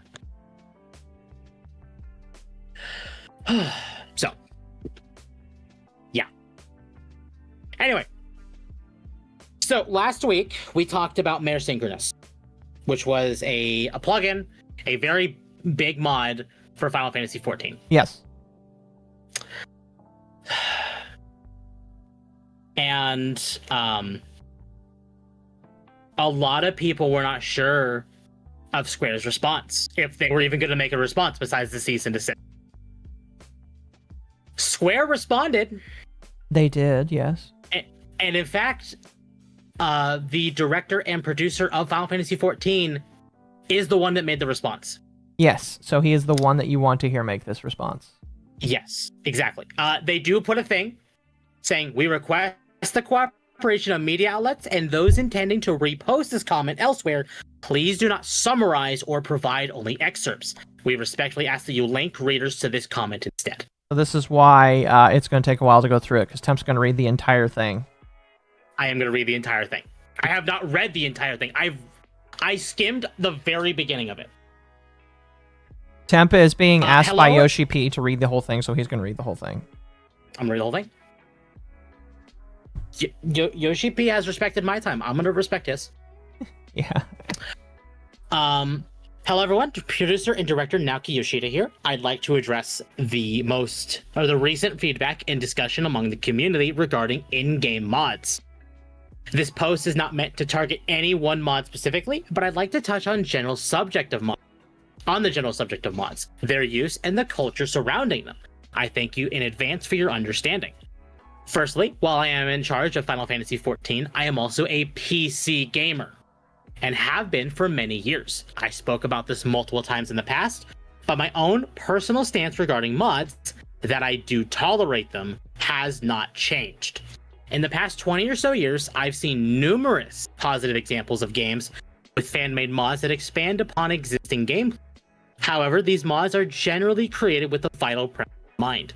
They are for personal use only, and the individual player is responsible for the mods they use. Furthermore, the mods must not impact the core game, its services, or the intended game design in a negative manner. I personally feel that these rules should be followed by all mod creators and users. That being said, if players continue to uphold the above premise of mods enhancing one's personal enjoyment of the game and acknowledge they are taking responsibility for what they download, I personally see no reason to track down or investigate gamers for the general use of mods. Of course, from my position leading Final Fantasy XIV, I still feel it is vital for players to follow our user agreement. Additionally, I'd like to stress the importance that players follow two rules: that their style of gameplay does not infringe upon others, and that they do not negatively impact the core game, its services, or intended game design as mentioned above. It is my sincerest hope that everyone can continue playing Final Fantasy XIV as well as other PC games in ways that are enjoyable to them. Below, I'd like to elaborate on what infringing upon others and negatively impacting the intended game design entail. These are merely examples, so I don't mind if you skip over them. Please keep in mind that these theoretical examples do not single out any particular mod. Furthermore, this is not a criticism of those who create or use mods. The following is meant to deepen everyone's understanding of our stance on this matter. Altering item and character appearance. In Final Fantasy XIV, we have several extremely high-end duties that challenge players to their limit, known as ultimate raids. To defeat the enemies within these raids, players must dedicate a significant amount of time and effort. As the reward for clearing, they earn the title of Legend, as well as a specific job weapons with specialized visual effects. Let's say player A loves ultimate raids and is motivated to challenge them at every opportunity. After they clear, they proudly equip the title and weapon as party's diligent efforts to earn them. Meanwhile, we have player B, who makes use of a specific mod. This mod allows them to bypass the conditions for obtaining in-game items, making it possible for them to equip any item in the game, including items that must be purchased with money. Player B is busy with work, and although they have the motivation, their circumstances prevent them from progressing through any of the ultimate raids. They decide instead to install a mod so that they can at least see what it looks like to have their own character equipped with one of the ultimate raid weapons. Just called player B lazy. Yeah, pretty much. But he also said, it kind of basically says, I understand. Oh, player B's lazy, chat. Don't be player B. Player B uses said mod to equip a set of items which only displays on their client screen. So this is me talking now. Final Fantasy XIV has a transmog system. What he is describing here is very specifically a mod-specific transmog. Uh-huh. So, player B uses said mod to equip a set of items, which only displays on their client screen. To other players, player B's model is only wearing default gear, but on player B's monitor, they're equipped with a dazzling ultimate weapon. They take a screenshot of their character and decide to use it as their desktop background. In this case, player A has followed the rules of the game and worked hard with their party to clear the raid, earning themselves a weapon and a title as evidence of their feat. When other players come across player A using their title and ultimate weapon, they see a legend who has overcome one of the game's most punishing duties. On the other hand, should they encourage player B, they would simply see a character, should they encounter player B, they would simply see a character with their default gear. It's a nobody. Exactly. Let's imagine a scenario in which player A and B cross paths in game. On player B's screen, player A appears with their brand new title and ultimate, the same weapon that they appear to themselves as having equipped it. Conversely, on player A's screen, player A appears with their title and weapon, while player B appears in their default gear. In other words, player A sees the rewards each player has earned fairly within the context of the game's rules. Player B sees a modified version of the game, but these changes are visible only to player B themselves, and thus fall within the realm of individual enjoyment. Please note, this is not intended as a judgment on the virtue of one approach or the other. Similarly, if a player chooses to install a mod, the risk of encountering a computer virus, for example, it is borne by the individual. Additionally, mods that do not adversely affect other players, which ensure visual changes are only visible to the individual user, can be said to narrowly maintain the integrity of the game's design. Although, of course, this is open to interpretation. However, if a mod was updated and its changes become visible not just to the individual mod user, but to other players too, what would the implications be? Player A with their title and gear earned from hours of concerted effort with friends, and player B with their mod-driven gear are now on a level playing field, so to speak. This development may not concern player B, but for player A, it considerably negates the cooperation, time, and effort invested, not to mention the pride they might have felt in the achievement. After all, the rewards are now available to anyone with the mod installed, albeit lacking the corresponding in-game attributes. In this example, other players have been infringed upon, and the intended design of the game has been negatively impacted. Although player B may have been unaware of the mod's precise functionality, their usage has diminished other players' motivation and circumvented the game's system. Even if the creator of the mod simply intended for players to readily access and enjoy their favorite gear, they may have detrimentally affected both the game and the wider player community. In response, our only options would be to ask that players cease using the mod, or to request the mod creator removes the functionality problem. Of course, we could also implement preventative measures in game, but this would divert programming resources from other areas, potentially damaging the enjoyment of other players in the run. The scenario outlined above is just one example, but I hope it helps clarify the differences between mod usage within the realm of individual enjoyment and mods usage which is damaging to the game itself. Some players might ask, well, what about a mod which only makes changes visible to other users of the same mod? The issue is that any mod which changes visible to others requires the manipulation or rewriting of game files, which is fundamentally even more problematic and destructive. Even supposing that this theoretical mod provided generous improvements to the game and as was well received by all players, the moment a problematic feature is introduced to said mod, we must insist that players stop using it. Sorry, I need a drink of water.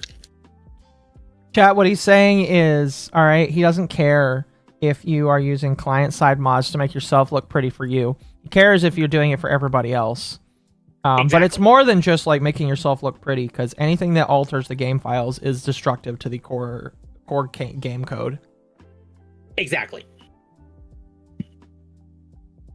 Another example of such a feature. Also, you got raided. Ava, thank you for the raid. Thank you, Ava, for the raid. Wait. On YouTube, thank you for the raid, Ava. Very much appreciated. Welcome. Welcome, welcome. By the way, we're 10 minutes to September. Oh boy. Whoa! Today is the final day of August. Ava, how was your camping trip? Or how was your trip that you told me you went on? People had PC problems? Oh, I'm sorry to hear that. You should tell me about them or tell Temp about them. Camping was fun. That's good.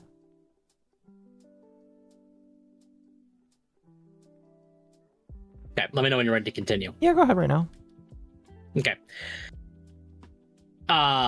Another example of such a feature, a mod that allows players to freely equip optional items and display them to others. What does that say to the players who go through the trouble of saving up to purchase these goods from the Final Fantasy Online store? Are these players losing out by not using a mod? Some may say that Square Enix is to blame for trying to make money by demanding that players spend extra on optional items. No, it's continued support. It's continued support, exactly. It's all cosmetic stuff. It is just... cosmetic and skip past the story. None of that exactly. shit. I don't care about that shit skip costing past the money. Story is like... it's frustrating, sure, but the option is there. I mean, I think even Warframe has the option to do that. No, I don't think so. Could be wrong. Well, I know they've talked about it anyway. I know they have talked about it. They have toyed around with the idea. I don't think it's gonna happen though. Okay. All right. Fair. I could be wrong, but I don't think that's going to happen. Fair. So we operate our servers and data centers 24 hours a day, 365 days a year, with the hope that our players can enjoy a reliable gaming experience. Currently, global inflation is taking its toll at a rapid pace, driving up server electricity costs, the cost of land, and even the price of servers themselves. We do not want to increase subscription fees for players if possible, but keeping our game running requires sufficient income. If we start creating a deficit, Final Fantasy XIV may no longer be able to operate. This is an example of damage dealt to the services we provide. In these cases, as well, we ask that players refrain from using such mods or remove the offending function from. I personally understand that modding culture is rooted in good intentions, but we are given no choice but to act if mods even incidentally threaten player motivation or the viability of our services. He's saying that we need this money because if not, we're going to have to increase the price of the sub, and we really don't want to do that because people depend on the sub being this cheap. Exactly. And, you know, I appreciate the honesty. Oh, man, that is insane. Holy shit. Don't mod. That's crazy. And he's not saying don't mod. He's saying choose your mods wisely. 14 is dying? No, 14 is not dying. They're just saying, please, if you're gonna mod, don't take away from what other people's experience would be, because they and you depend on us getting a sustainable amount of money. And I mean, like, It is. There has been inflation. Yeah, to some degree, there has been inflation across the world. So it's fair for him to say, "Hey, we're trying not to increase the price here. Increasing the price was not what we want to do. So please don't like make us inclined to do that." Mm. You know. All right, continue. Sorry, I do see it coming from Biohazard. Try not to be a dick. When I say this, but I'm saying something that I'm noticing, you are cutting in and out a lot. I know it is not on my end. Don't know why. It is specifically on Occo's end. We don't know why. It could be Discord here. I'll reconnect on Discord. We'll see if that works. Yeah, Discord has no issues coming in. And my internet has been fine. My MS is like under 100. So. Yeah, we're on Discord. I really don't know of an alternative to make to Discord chat. I'm sorry. I'm open to ideas. Discord's too big. That's the problem. Either way, so let's consider. Let's consider another theoretical mod. One that displays your character entirely naked. I know who he's talking to here. If this presentation is displayed only on the user screen, that might fall into the category of personal use and responsibility. Bear in mind, this is my personal interpretation and not a discussion of whether that behavior is right or wrong. However, if the user posts a screenshot of their naked character publicly on social media, Final Fantasy XIV itself may be subject to legal measures by regulators in certain countries. Oh. Laws that regulate the content of video games grow stricter by the year. You don't say. These laws are there to protect minors and for a variety of other reasons, but the fact remains that they are tangibly becoming stricter. We have a duty to provide our services in adherence to the laws of all countries where Final Fantasy XIV is available, and if we are unable to do so, the distribution of our game can be prohibited. This is another example of damage dealt to our services. Allow me to repeat myself when I say I do not intend for these examples to be a censure of mod users or creators. I only wish to provide some tangible examples of how using certain mods can damage other players, Final Fantasy XIV, and the services we provide, regardless of the mod's original intent. As always, we do our utmost to keep creating a world which all players can enjoy. Even though it may take some time to do so, it is my hope to incorporate player feedback and officially fulfill as many functionality requests as possible. I am also considering how to increase the freedom of choice players have in the gear they choose to. While paying respect to the long-standing tradition of modding PC games, I ask that all players in turn respect our game by enjoying their fun within the confines of some basic. With that business aside, I am very pleased to announce that the Dex Fan Festival yesterday, on the 12th anniversary of Final Fantasy XIV. This would not have been possible without you, our players. Thank you all so much for your support thus far, and we hope to have the pleasure of your company as we continue along this incredible journey for years to come. And one more thing, for those wondering what comes after the Japanese Fan Fest, while I can't give any details yet, rest assured, you won't have to wait long. So that's the article, and I really, really, really appreciate Yoshi P's diligence in the examples. I do too. I think he's really trying to say, guys, I really don't want to have to do anything. Please don't force me to do something because I really don't want to have to do something. Exactly. They have threatened anti-cheat because with like the Omega Ultimate Raid. I know why he used Ultimate Raid as an example. Because when the Omega Ultimate came out, people were using an FOV mod to be able to see the whole arena. And they ended up winning Worlds First because of that mod. But because they did that, it ruined a lot of people's enjoyment of the race because it was cheated. Oh, that's interesting. Discord just had an update to its policies. Because of that, they actually threatened saying, look, we don't want to have to. But if we genuinely have to, we will use an anti-cheat. But I know how invasive they are. We do not want to do that. But we will if we have to. You know, it's really weird So I'm looking at, because Discord has a feature where you can see the ping.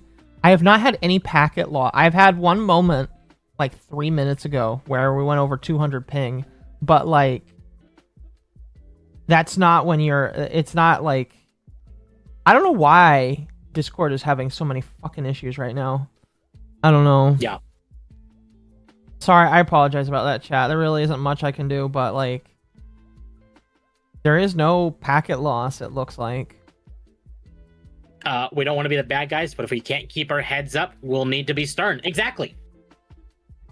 And I have no problem with this. I have been someone saying I don't mind mod usage. I just don't want to use them myself because I put a lot of money into my account. I don't want to get banned. And while this does give me more, this does give me more faith of like if I wanted to, I could, but I won't. Again.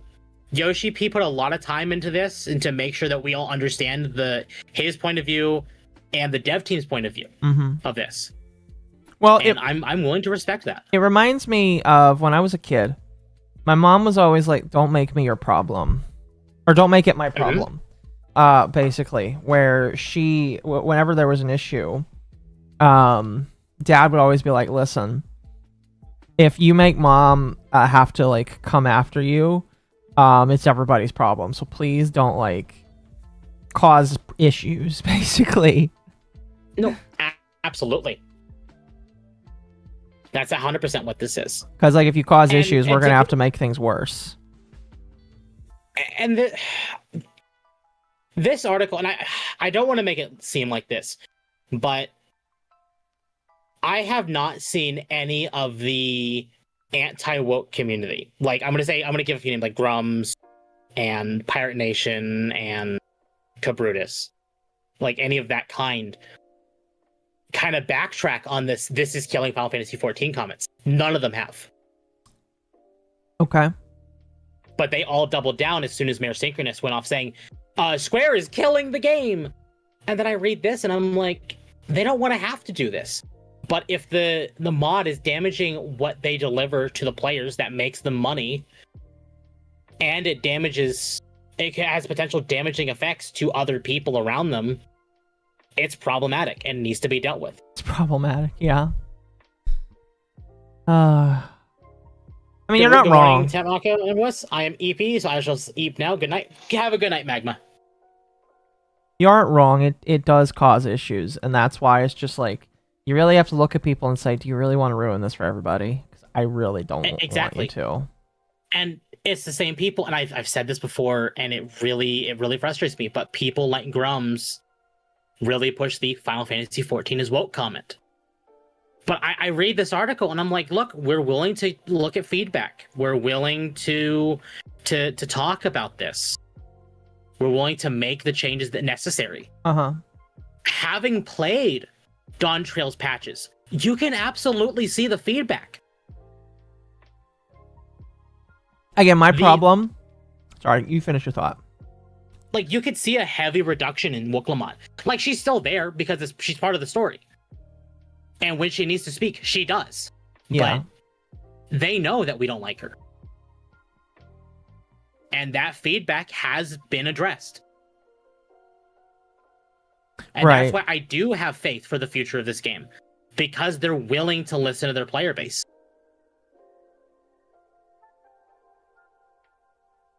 And it was almost unanimous that Dawn Trail just kind of sucked donkey balls, at least as far as the story's concerned. I hate that donkey balls. I don't like that. I don't know why. I just don't like that. Fair. Might just be me though. I don't know. My opinion is, and I'm kind of echoing this based off of it again, and maybe I'm overusing it, but the quartering is a good example where it's just like, right now, we're in an age where everything is woke, is kind of dying down. The age needs to turn into making good content, which is why, like, you know, I've not really, like, in my head, I was like, oh, maybe people are going away from drama or shit like that. I was like, no, I don't think people will ever go away from drama. Drama is going to be, like, always an interesting thing to look at. There's going to be high points, there's going to be low points, but, like, in the terms of fucking the anti-woke crowd, I feel like that shit is dying down and it is evening out. Because in my opinion, we're past the age where it's just like, oh my gosh, she's woke. She's a chick and she's gay. What was that line from South Park? Like, make it a chick and make it gay and all that kind of shit. Like, we're kind of past that. Like, we're slowly like shifting away from that. And now we're moving on to an age where it's just like, well, I've kind of already heard the same thing like multiple times. And now I really just want to be entertained. It's not going away until DEI is forced to. Okay, so what I'm saying is, chat, because I'm not saying DEI is going away. No, that's not what I'm saying at all. Absolutely not. And I apologize if that's the impression if that's what it sounds like. That's not what I'm saying. What I'm saying is people are getting tired of hearing that everything is woke. There is a point where your message gets annoying if people just get annoyed with it. Okay, there was a period, I feel, between the election and a certain amount of time where hearing that kind of thing, yeah, people needed to hear that. People needed to wake up. They needed to see that shit sucked and we need to like make it better. But I feel like we're approaching a time where people are like, well, we really don't we've already decided what we don't like.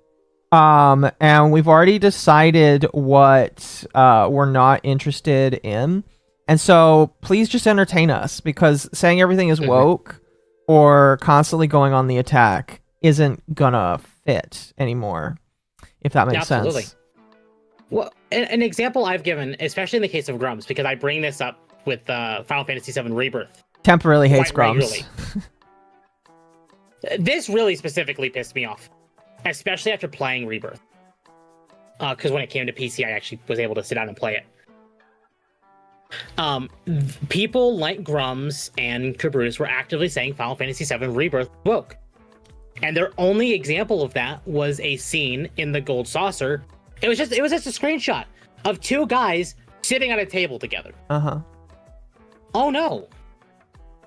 That's not gay. My problem, like, if they want to claim a game is woke, provide evidence. Play the game. Get footage. Give us proof to prove this is woke. If you have actual proof of this, awesome. But if you're not providing that proof and only working off screenshots from trailers, I'm sorry. That's not enough for me. Like, if there is obvious evidence in trailers and media sources, that's one thing. But if there is no clear evidence from that, don't just go out and say it. Don't cry wolf. Play it, provide evidence. Is that so much to ask? Yeah. And to these people, yes, it is. Well, and I will also say again, my opinion is, like, again, we're still not in the age where the companies are done with this. Because, yeah, we're not done facing that. And I don't want to, like, give the false impression that, like, oh, now we can be done fighting. Because, no, obviously we're not done fighting for these things to not be shit. What I'm saying is that we can't just come out and make the product everything sucks. Because that's not what everybody is interested in anymore. I think there is probably some fatigue. And I do think that some people are like, listen, I'm tired of hearing about this kind of shit. Can you just entertain me? I do believe that that is the case for some people. But I do think that, like, you can't just package everything sucks anymore. Yep. And expect for people to constantly give that attention. Because I think that, like, it's more than that now. Thank you for being a member for 12 months, 1 year. Evidence can be hazardous to a narrative. Yes. Absolutely. Another great example, and this is one that I would not call woke. This is one I would call really stupid, but I wouldn't call it woke. And that is changing Toriyama's designs in Dragon Quest III HD 2D. Was it stupid that they did? Was it stupid that they redesigned some of these characters to be more modernly appropriate? Yes. Would I call that woke? No.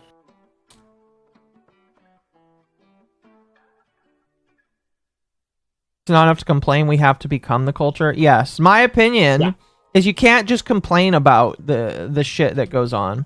And again, that's why I think that what the fuck, I've just been raided by a bunch of you guys. My thought process is that you can't just complain and say, "Oh, she's lame and gay." You have to actually come out and say, "Well, here's my the gay shit." When Tim Pool was like, "We're gonna become the culture." No, I legitimately think that that's part of it, and that you do need to legitimately come out and actively become part of the culture. Create your own shit. That's why I want to do, I mean, like, again, drama will still be a major part of my brand, but I also want to, like, include more fun things in it as well, if that makes sense, because... No, absolutely. Being somebody that comes out and swings doom all the time, and I don't even think I do that, but just, like, being the guy that talks about negative stuff in the games industry, it gets kind of boring and annoying, and I don't think a lot of people enjoy that. So I'm more interested in how can I make talking about this shit fun and interesting, and that's what's, you know, encouraging the stuff I talked about yesterday. So absolutely. Tim Pool stole it from Razorfist. I don't even think they knew each other, but, you know, my idea is just to become the better culture. And you only do that by making, and you can't complain all the time, because if you complain all the time, then you're just going to be the quartering, wondering why nobody watches you anymore, and it's because you're not bringing anything interesting to the table. Yeah. And Pool stole that from Razorfist. I would have to see proof that he stole that from Razorfist, but okay. Thank you for the 2. But yeah, I don't know. I know a lot of people are going to get mad at me because, oh no, Final Fantasy XIV is quote-unquote woke, or it's dying. But reading this, it gives me more faith in the game. I'm sorry. We'll see. Like, I've already said I'm buying 8.0. It tells the 14 team specifically gives me a reason to quit. I'm probably not going to quit. Because they have respected my time. They've respected a lot of players' times. Occo and Temp are on the same table together. Dogwave is woke now. That's how these people act. That's 100% how these people act. That's what the Ripperverse is about. Exactly. That's why I like the Ripperverse. It's just like, and I've from what I've heard, the comics are kind of mid. Granted, I haven't read the comics, so I couldn't give an official opinion. But like, the Ripperverse is about creating it. I mean, that's kind of like why I like Yellow Flash as well, because Yellow Flash actually made a comic book. He didn't just say he hated comic books. He made one. There is one that has Yellow Flash's face and name on it that he made. And he did it with the Ripperverse. And it's just like, holy fuck. There's actually people out there that's willing to say, yeah, this shit sucks ass. I'm going to do it myself. And then they do it themselves. Yep, I want localizers to be replaced by AI. Me too. So, sadly, that is one of the things that 14 is plagued by right now. See, that's why... The lead localizer... That's why they're woke, Temp.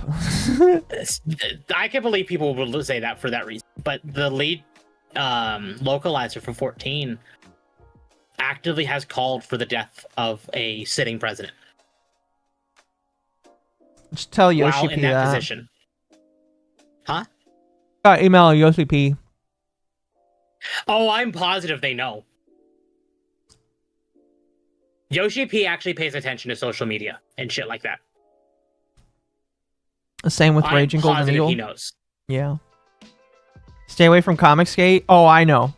I've observed quite a lot with the Comicsgate people. I kind of want to talk about it one day just to laugh at some of those people, though, because they're all extremely retarded individuals. And fucking Nick Rekieta is involved with them because, you know, of course he is. Sorry, go ahead. No, you're fine. Koji Fox is not the lead localizer anymore. He still works with the dev team. Like, he's still very much involved, but he's not the lead localizer anymore.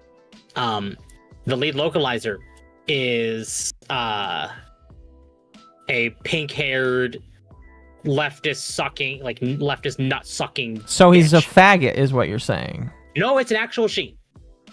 Oh, okay. So she's a genuine she. Okay, so she's a faggot. Okay, understood. Yes. Like the stream, chat. Like the stream. She is the one who actually localized Wooklamont. So Square went behind her back and basically cracked the whip when it came to the new dialogue from Base Dawntrail. But the fact that they had to do that, and she's actively calling for the death of a sitting president. I'm gonna say it. She is definitely on notice. At least they know what she's doing. Yeah. So either they're going to drop her, or they're going to rein her in. You just cut off there. Fair. I don't know. Either way, let's move off the topic, because we're going to be on this one too long, and I don't want to stay on this one. And you're looping. Yeah, exactly. A programmer developing adult games on Steam had their PayPal account frozen. Developers excluded from banks lose their last lifeline. So this comes from a post on Reddit.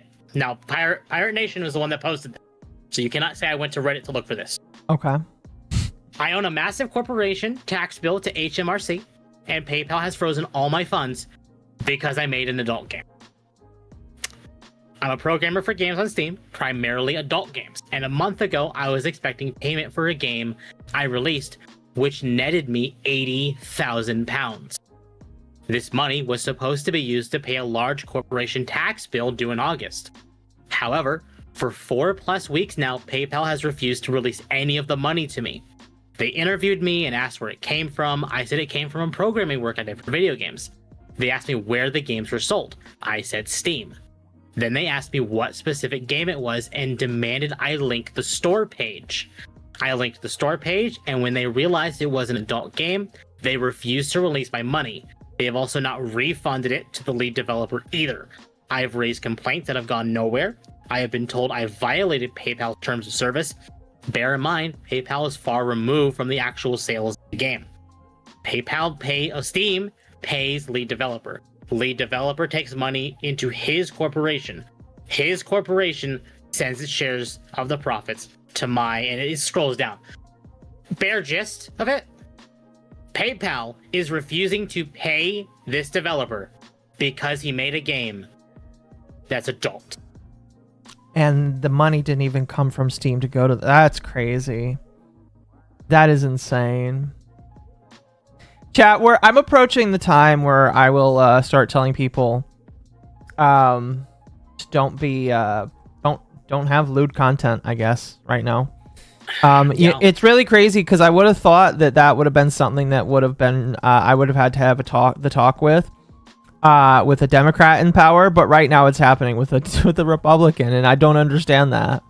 Yeah, I mean, I do understand that, but like it's bizarre to me that that's happening right now. It's actually making even people like MommaOcco, like if we want to like commission a not safe for work art piece, we can't. I mean, just don't put it on the thing. Yeah. I don't write on. I just put payment for like. Yeah, payment for art. No, I don't even say payment for art. I just say commission services or some shit like that. Oh yeah. It actually gets worse than that.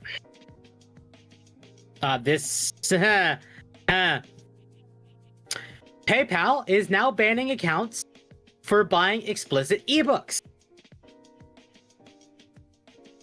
My PayPal account has been banned for buying smutty ebooks.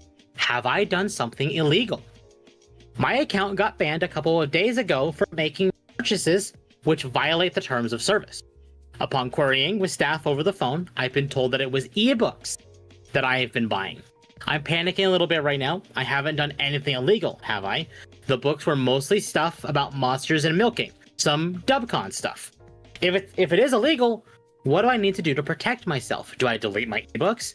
If the ebooks aren't illegal, then is the company really allowed to tell me how I'm allowed to spend my money? Like, is this any different to Halifax or nationwide forbidding me from buying cigarettes or alcohol at Tesco's? I'm in England. Well, I mean, that's your first problem. You're in England. But I understand that, like, it's becoming a problem. Yes. It's been a problem, but it has been for a long time.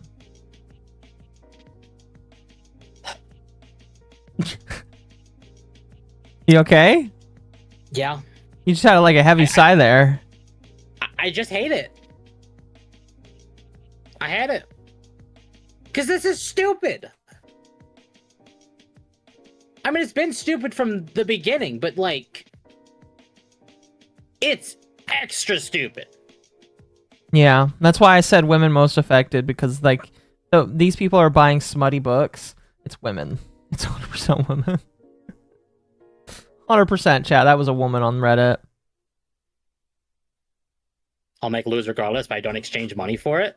That's fair. I'll be honest. In my off internet hours or off my computer hours, the amount of stuff I have saved for future dog not safe for work content oh my gosh, has risen exponentially. But no, it's becoming increasingly hard to work on that. Oh yeah, it has. Hold on.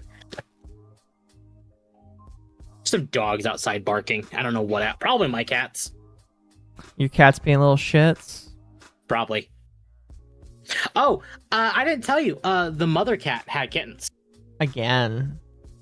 Well, she finally had them. She's been pregnant for a bit now. Yeah, I know. She was pregnant when I left. Yeah. One of the kittens has died. And we are pretty sure we know why.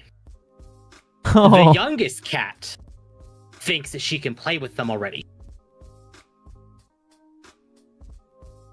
That's a very depressing thing to bring up, Temp. I know.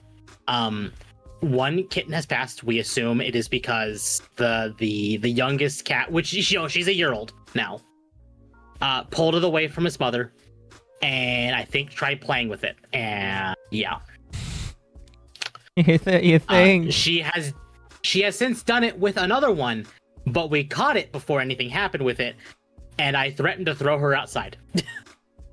Uh-huh. She has not done it since. Oh, good. Especially because I took her outside. Who the hell starts a conversation like that? I just sat down. It's a good point. I just sat down. What the fuck? Earlier in the day, I wanted to kind of start easing her into going outside because she's fixed now. Mm-hmm. And I took her outside, and she immediately started trying to climb. Immediately trying to kind of what? The youngest cat, the 1-year-old, the one that is trying to play with the kittens. Uh-huh. I took her outside this morning to try and get her to go outside, and she freaked out and tried getting back inside. So she's not mentally ready to go outside. But we're gonna try easing her into going outside. Uh-huh. Fuck, where did I put Temp assisting evolution here. It sucks, but what can you do? It's nature. Indeed, it is. Oh, excuse me.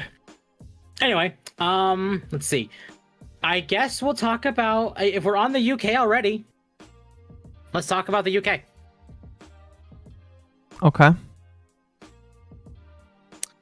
Breaking news. Valve has been forced by the UK Online Safety Act and Ofcom to force users to verify through credit card information.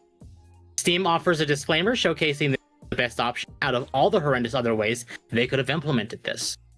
And this is on their privacy and security tab.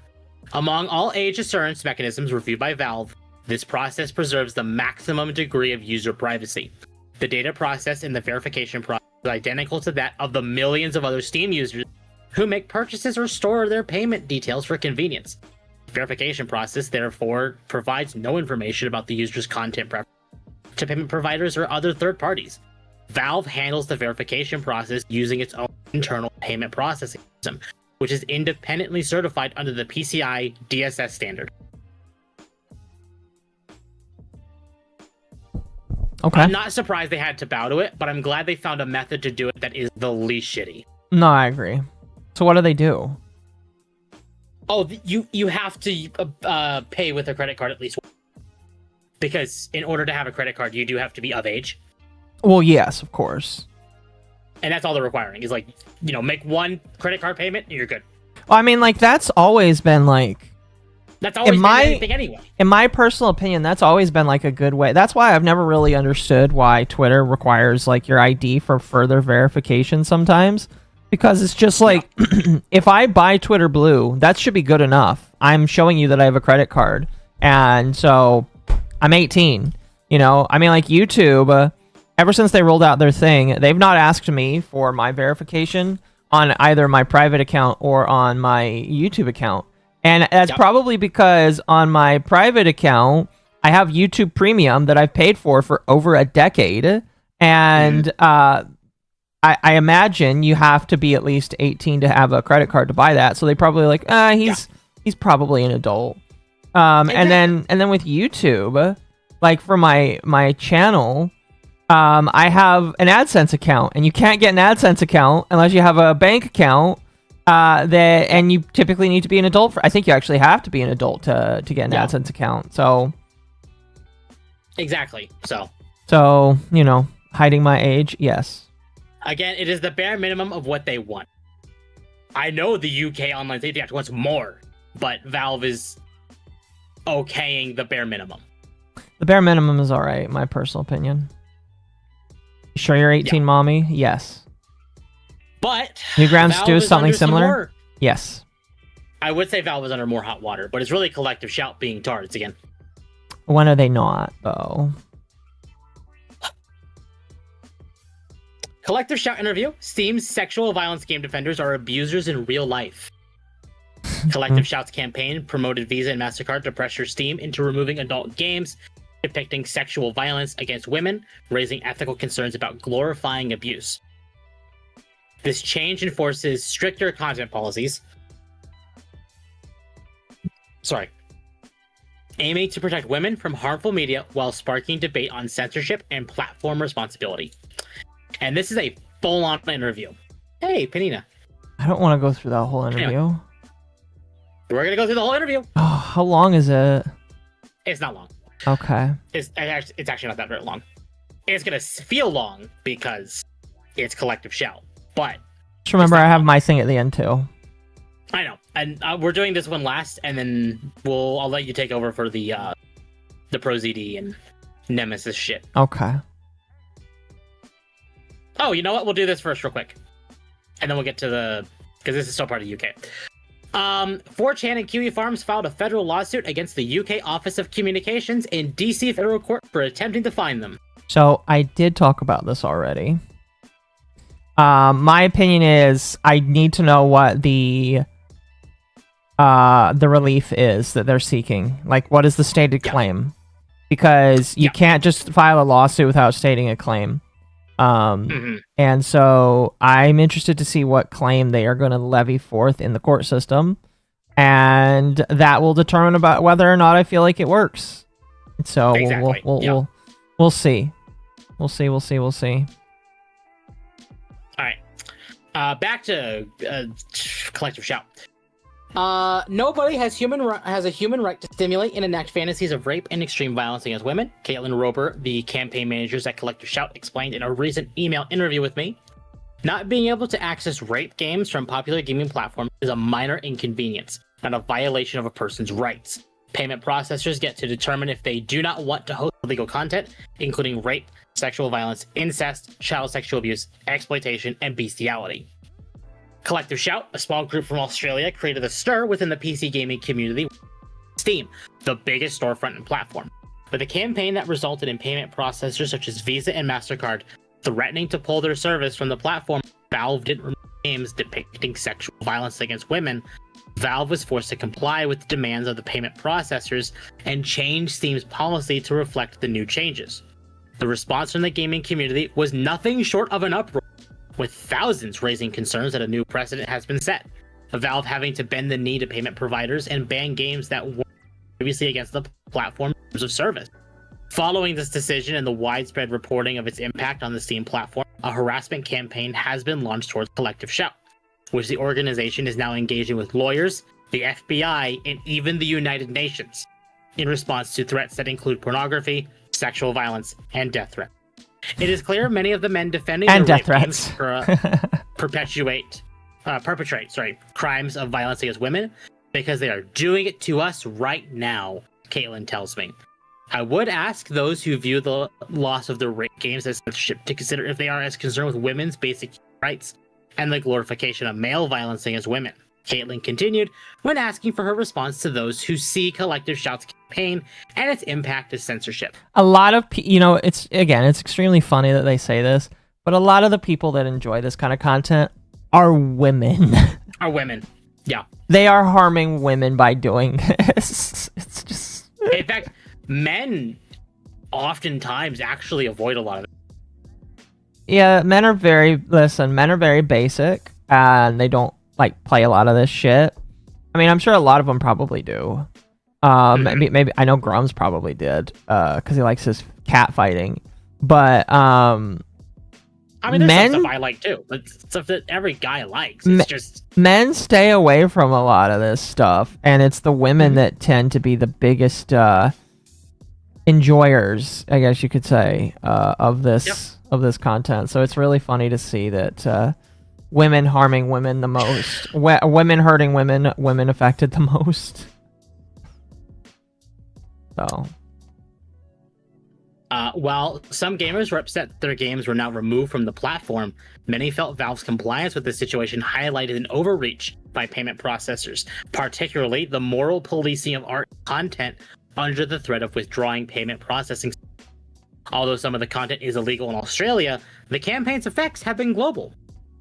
In a nutshell, Visa or MasterCard deem the adult games as elevated risk to their brands through association, regardless of their legality, hence their decision to threaten Steam with a global removal of their service. Our work kit focuses on combating the sexual objectification and exploitation of women and girls, so we focus our energy there, Caitlin Rober said when asked about the legality of the content it targets.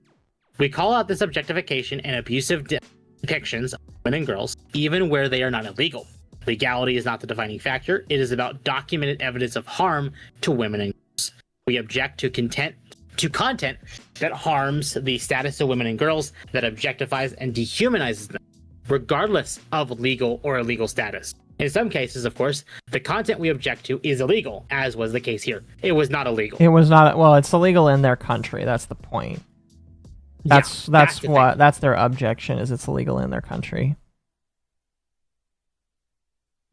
I spoke with Caitlin Rober, the campaign's manager at Collective Shout, and one of the organization's members who pushed the campaign into the view of Visa and MasterCard, which resulted in Steam's policy being changed to account for the guidelines enforced by payment processors, and ultimately the removal of thousands of adult games from Steam. Here is the full transcript of our interview, which was conducted via email. Could you provide an introduction on Collective Shout and what the organization strives to achieve in general? Collective Shout is a grassroots campaigning movement against the objectification of women and sexualization of girls in media, advertising, and popular. Gee, then maybe you shouldn't have promoted cuties, but you know. That's always like a crazy thing to know, chat, is the fact that the Collective Shout was a very massive proponent of cuties. And I think that they were literally up until the last minute, where it's just like, yeah, I guess we agree that shit's bad too. Like, they were all for cuties until it was very hard to say that they were for cuties. Yeah. If I remember correctly. Could be wrong, but pretty sure I'm not. Anyway,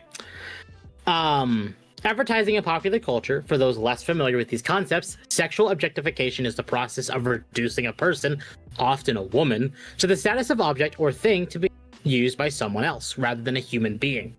Our work is evidence-based, rooted in the global research which for decades has identified the sexualization and objectification of girls as having significant negative outcomes for them. These include serious negative impacts on women and girls' physical and mental health, on the status of women, with objectifying portrayals leading both men and women to have a diminished view of women's competence, morality, and humanity, and as a driver of men's violence. And it basically cuts off from there, because it's not the whole thing. But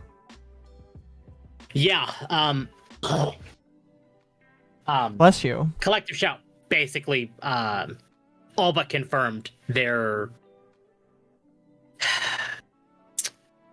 they've all but confirmed that they were the ones that got the payment processors involved. Right. But collective shout, even if we're winning against them, they started a cascade that is almost as bad as the woke in like problem. If not, I would say as bad. I would say as bad in record time.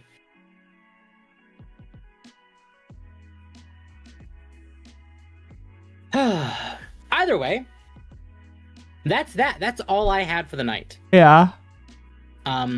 You are free to go. Okay. I had a few small things before I had my big topic. Okay. While you do that, I'm gonna go get a refill of water and ice cream. Oh, you're gonna do the cherry act, huh? Yeah. You're not supposed to to say yes to that. I haven't had water for almost an hour and a half. Oh, and I've been talking nonstop. We can wait for you to come back. It's fine. I will be back momentarily. I'm giving him shit, chat.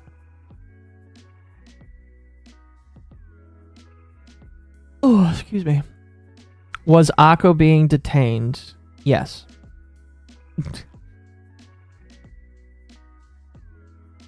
Let me pull up, where did I put it somewhere in here. Not in his DMs. No. Did I put it in Dogwave links? I did. Okay. You guys are gonna love this. You guys are gonna love this. This is gonna be funny. Akko promised the Yippies ice cream for days, but none has been given. Ice cream has been given to the Yippies that are there. Okay. So if you aren't there for the ice cream, I don't know what to tell you. My apologies for the yawning, by the way.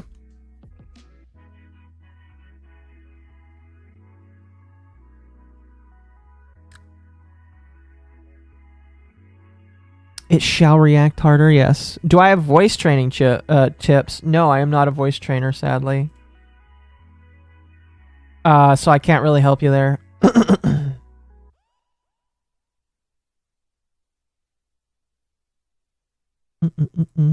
Did I miss any super chats? Let me check. I might have. Yes, Mercenary for 2 says, remember Nintendo has a Power World clone on the Switch too. I didn't know that. That's funny. That's incredibly funny. And my music died. Give me one moment. Oh, chat. I have not had very many updates on the server stuff right now. Right now, I'm just waiting for one more part to come in. It's supposed to be here on Tuesday. Then I can finally assemble Yippee Towers. And I'm excited about that. The only newest thing that's happened is one of my fans, thank you to that fan, bought me like a computer screwdriver set. So now I can actually like use tiny screwdriver, basically. Oh, excuse me. I bet if they would not care if it was a grape game about men. Oh, they probably wouldn't. They probably wouldn't. So that's I agree. I 100% agree that if it were that way, it would be exactly the opposite.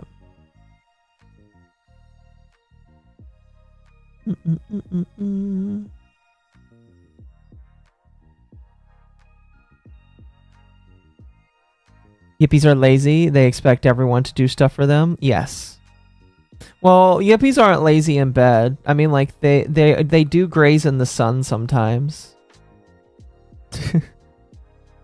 They do graze in the sun, chat. They do hang out in the sun, and they go out. See, here's what you have to understand, chat. They have to go out to get more ice cream. My apologies. I'm back. Oh goodness, welcome back. Spent too long getting your own food. Ice cream is a human right? No, ice cream is a yippee right, chat. You get it right. Let me catch up on chat. College chat need to get their fat, lonely asses up and actually help real women and children. Yeah. Oh, my model froze again. I cannot wait for the new one. I want to point out that basically Lum, Kirsha, Savvy, and many other women that criticized Collector Shout are being misgendered as men again. Lumi was misgendered as a man by them? Well, no, they're saying that the only people who like the content are men. Ah, fair. Lazy by day, a menace in bed. Yes. What do you want me to do? Die? I don't advocate disappear. for that, no. Maybe, like, not exist on the internet. How about that? I watch a lot of Savvy. I've watched some of her work. All right, chat. This is a small one. Then we're moving on to the re-topic, which won't be that long. Unlike last time. The Nemesis segments are getting smaller. To be fair, chat, there wasn't going to be a segment, and then I told Occo, go ahead and do it. Yeah, Temp basically bullied me into talking about the Nemesis again. That's what I'm going to go with. Anyway, this is not the Nemesis. This is Sungwon Cho. For those that don't know, Sungwon Cho kind of got famous on YouTube for doing a whole bunch of little skits. He's very famous. I think the first skit I ever saw of him was like a Magic the Gathering style skit where he was like making a joke based off of Magic the Gathering. And I kind of really enjoyed a lot of his skits. I watched pretty much all of them for like the couple of years that he had up. Then I noticed he got very political during the Trump administration, and I was like, you know what? It was back when I decided not to separate the art from the artist very much, and I was like, I didn't really care about him. To be honest with you, even if I did like his skits now, I really don't feel like I would enjoy him. But and chat's already like voicing the questions and concerns right now. You guys are hilarious, by the way. This guy has gotten into controversy because he has gone on record to say that people should only voice characters based off of their race. He has gone on record to say that. And then literally a couple weeks later, when he was auditioning for some roles, his manager only gave him the Asian roles. And when he asked why he only got the Asian roles, he basically got back in his face because that's how it's going now. You have to match it to your race. And so people have dabbed on this motherfucker for years over this. All right? Just doing the whole, didn't you ask for this? Didn't you ask for this? Didn't you ask for this? Well, chat, there is a brand new show by Glitch. I'm going to be honest with you. The art style is very... it's not my favorite art style. I'm going to be honest with you. It's very American anime, in my personal opinion. And he is going to be playing a fat white man in this TV show, this animation show. So that will be very interesting. But the big thing that you have to understand, chat, is the guy he's playing is white. All right, this guy, he's playing a white guy. Oh, and that's the big controversy. That's the big deal. Okay, that's the big controversy about this man. So, if you go to this post right now, which you should not comment under this. I mean, I can't stop you if you do, but don't harass this man. Okay. Like, leave one comment. All right, just leave one comment. If you want to make a comment, leave one. Don't leave. Don't be mean. At least the fat part matches. Okay. Well, I'm not gonna agree or disagree with that. That's mean, chat. But his comments here, which I'm surprised he hasn't locked yet, but his comments are literally filled with the exact same shit. That's a white person. He isn't Asian. You're not white. I think you're playing an off-race role. What happened to the people should voice their respective race? I thought it was racist for this. You know, all these people. I think I've seen Curse James in my comments a few times. But this is like really funny. This is like extremely funny. I am waiting, all right, for this man to crash out. 110%. I am waiting for the crash out where he comes out and says, gosh damn it, guys, that's not what I meant. But it is what you meant. It is what you meant. It doesn't matter, because like what he's gonna do is he's gonna come out and say, guys, I was only talking about black people. Only black characters need to be segregated. And it's just like, that's not how this works, bro, Chacho. If you are an Asian, you should only get to cast for Asian characters. All right, according to you, that's how it's supposed to work. So the fact that this is what he's choosing to do, I think this is some shills in his comments. There's a few of them. Like this guy says that he really likes him. This guy right here says that he really likes him. Hey, that's really cool. That's really neat. This person says congrats. You know, there's a couple people that are happy with it. But like I would say it's a 90-10 negative to positive comments on this. I like his skits. He should stick to that. Some of his old skits are good. I have refused to watch his new stuff because I've heard from people that watch him. He has recycled a lot of his old stuff into new skits, and they're not as funny anymore. I used to know him from the old skits, as like I'm sure everyone does. Yeah. And then Borderlands 3. He's not a bad VA, but he's a hypocrite. Yeah, that's the problem with this man. He is not a horrible VA. He's just a major hypocrite. Mm-hmm. Pretty much.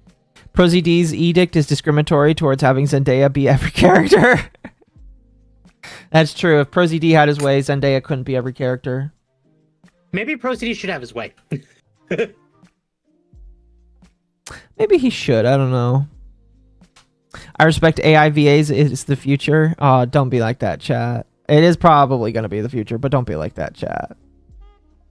Like, don't get me wrong. I think the idea of what he's pushing is bad. But I'm almost like maybe his it's like maybe he's onto something. Well, what's funny is just like, you know what? Maybe he was onto something for a few cases. Oh, you know what? Oh, and on that, we see less Pedro Pascal. Are we? He's not. He was in the Fantastic Four. Pedro Pascal is actually Chilean. Oh, you're right. Never mind. I see what you're saying here. You're right. So, like, if he had his way, Pedro Pascal definitely would be taken out. We'd start seeing way less Pedro and far less Zendaya. And you know what? I'm here for it. Maybe he is onto something. Oh goodness. You know what, chat? Maybe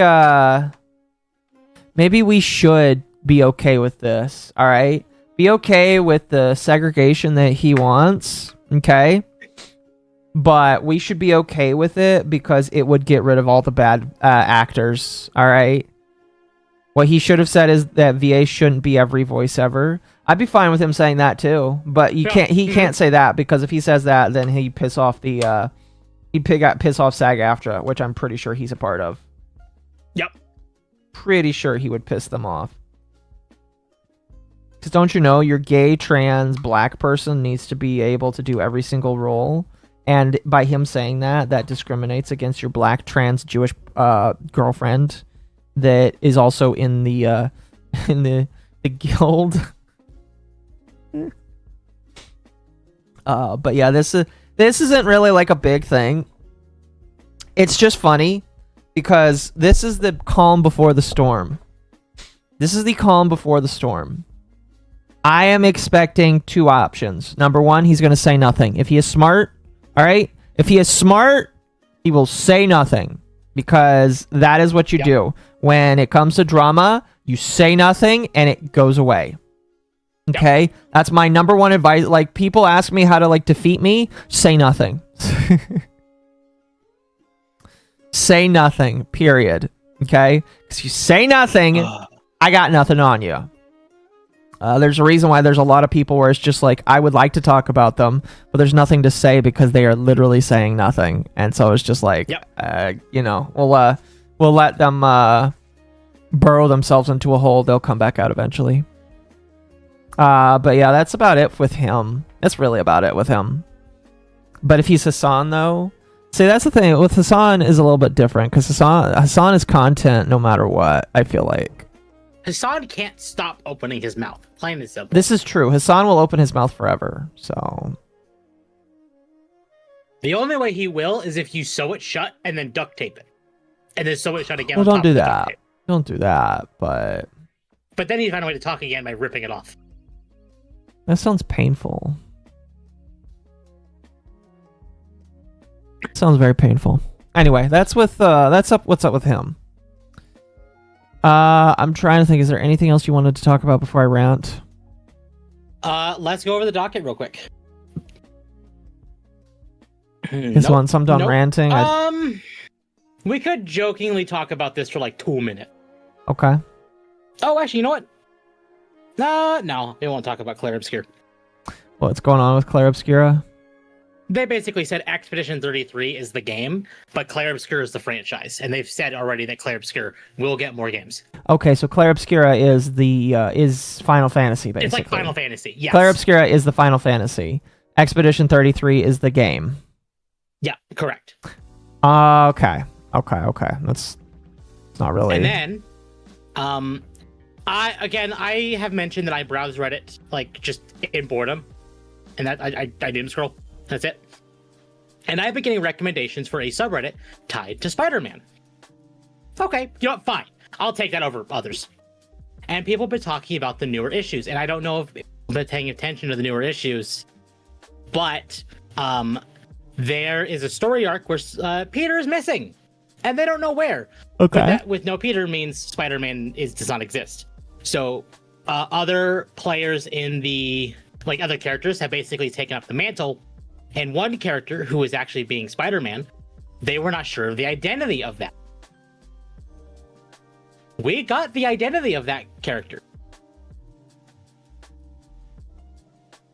Okay. Norman Osborn is Spider-Man. Not Harry Osborn, Norman Osborn. Norman Osborn is Spider-Man. That's funny. Now, I think this is because there was a point in previous arc, or previous story arc, whatever, where Peter actually cured him of the goblin formula and saved him from basically offing himself because of that, his desire for destruction. And because Peter is missing, he wanted to basically keep the mantle of Spider-Man alive until Peter returned.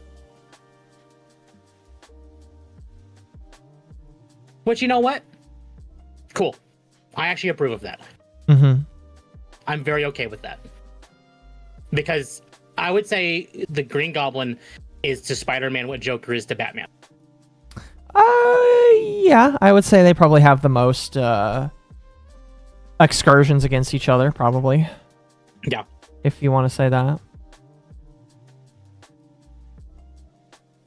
I think what's more interesting is he's doing this without the powers of the Goblin formula, which makes it more compelling.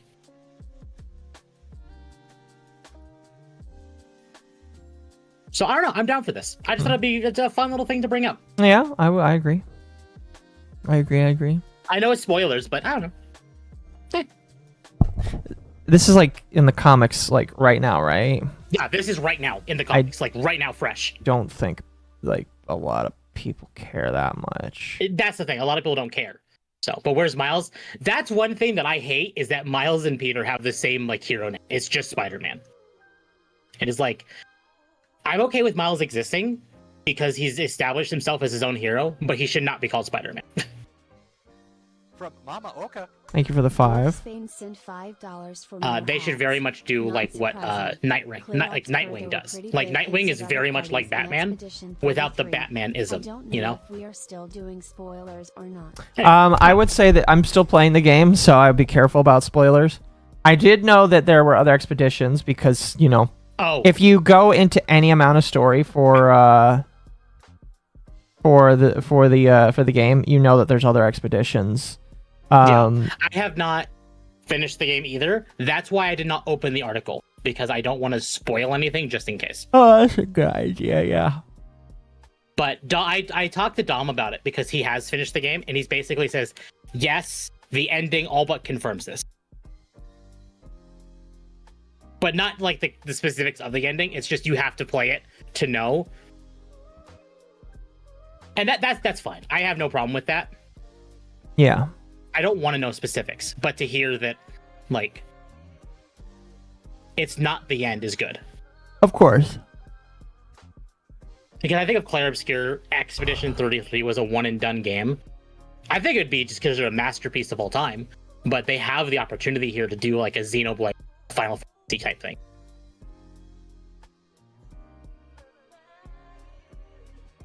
So, I don't know. Cool. Mm-hmm. Anyway, floor is yours. Okay. So, I have to set the stage just a little bit for this. So, last week, it didn't feel like it was just last week, but last week, I decided to talk about the Nemesis because Nemesis was poking their head up, saying some shit, and they were making people's lives hell. And I was like, you know what? I want to talk about this, give people a bit of an update. And in between now and then, like, it's really weird because I was kind of in the middle about how I felt about this. Because, like, there was a moment where I felt like that maybe I should call the police. And then I was like, okay, I can't take this seriously. Because, like, immediately following immediately following the stream that we do, they get up the next day, and I have to state, all right, I have to state legitimately, I will never understand somebody setting up a VTuber model, getting on camera, and then just crying, all right? When Bao did it, like, I obviously thought to myself, this woman is extremely hurt and needs some help. Yeah, I saw that, Tom. But there was a lot of me that I couldn't take it so seriously, because it's just like, okay, listen, if you were getting up on stage and just started crying, that'd be one thing. But, like, a VTuber model is like the equivalent of doing just a little bit of makeup. Now, I'm not going to say, like, the multiple hours of makeup that some women do. But, like, you're putting on your model, you're making sure everything looks right, you're starting up a stream. If you're on YouTube, you're putting up a thumbnail, all that kind of stuff. I don't think you should put up a thumbnail on YouTube, but it did get re-uploaded to YouTube. But, like, you know, there's a lot of prep work that goes into setting up a model, and getting that model good to go and all that shit. You know what I mean? Mm-hmm. So, when I heard that the Nemesis, the very next day, decided to you're distracting me, stop doing that. The Nemesis the very next day decided to do multiple videos where they are crying and then telling people I'm not abusive, when, you know, the night before I basically claimed that they're abusive based off of the actions that they've taken. It was very ringing weird to me. And then, like, at the end of one of these videos, they're, like, saying that they're going to a dark place and that they don't really like being in that place. And immediately, I'm like, okay, if somebody's hinting that they're going to a dark place, do I need to call the police? Do I need to, like, talk to somebody? And you might remember, I floated this idea towards you. Just be like, dude, this is, like, maybe I need to call somebody. Because, like, it made me... It gets to a point where you're worried. Well, I did. Legitimately, I was like, okay, listen... I think Dawn needs help. I don't want Dawn to, like, die or anything, because, like, that's the last thing I want. But I think Dawn needs professional help. They need to get professional help, and they need to talk to people. And for a moment, I talked to you. I was like, maybe I should call somebody, because I even though I don't know Dawn's address, I know enough of their information that I feel like I could have called, like, I feel like I could have called a wellness check, basically. Oh, yeah, absolutely. Is that the bootleg Kiana dude? Yes. Yes. Now, I did not call the police, chat, and here's why I did not call the police. Like, I was in the middle of my work day. That was a Monday, right? Yeah, I was in the middle of a very busy work day. And I didn't, obviously you don't get to check your phone very much when you're at work. At least, unless you're a security guard, you don't get to check your phone a whole lot. Sorry, you were saying something? Sorry, was that a Monday? Because I remember you talking to me about it, and we very quickly jumped onto it. No, that wasn't for Dogwave. That was the next day, and I know it's the next day. Yeah, no. those videos were the next day. Right. And then we did a Dogwave segment that same week. Yes. You're right. Never mind. So, literally, I think for a moment maybe I should call wellness check, because obviously, you know, and I did feel kind of legitimately bad. I was like, oh, this is like, you know, again, I don't want Dawn to die. I want Dawn to get help.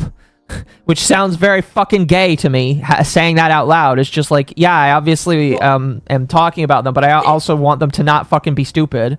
Go ahead. I mean, the same applies, like, you don't want Hassan to die. You just want him to go away. I don't know. Maybe. I don't know. I don't want Hassan to die either. I don't want Hassan to die either. Hate someone. But I don't want Hassan to die either. But what I will say is, chat, I didn't call the police. Do you want to know why I didn't call the police?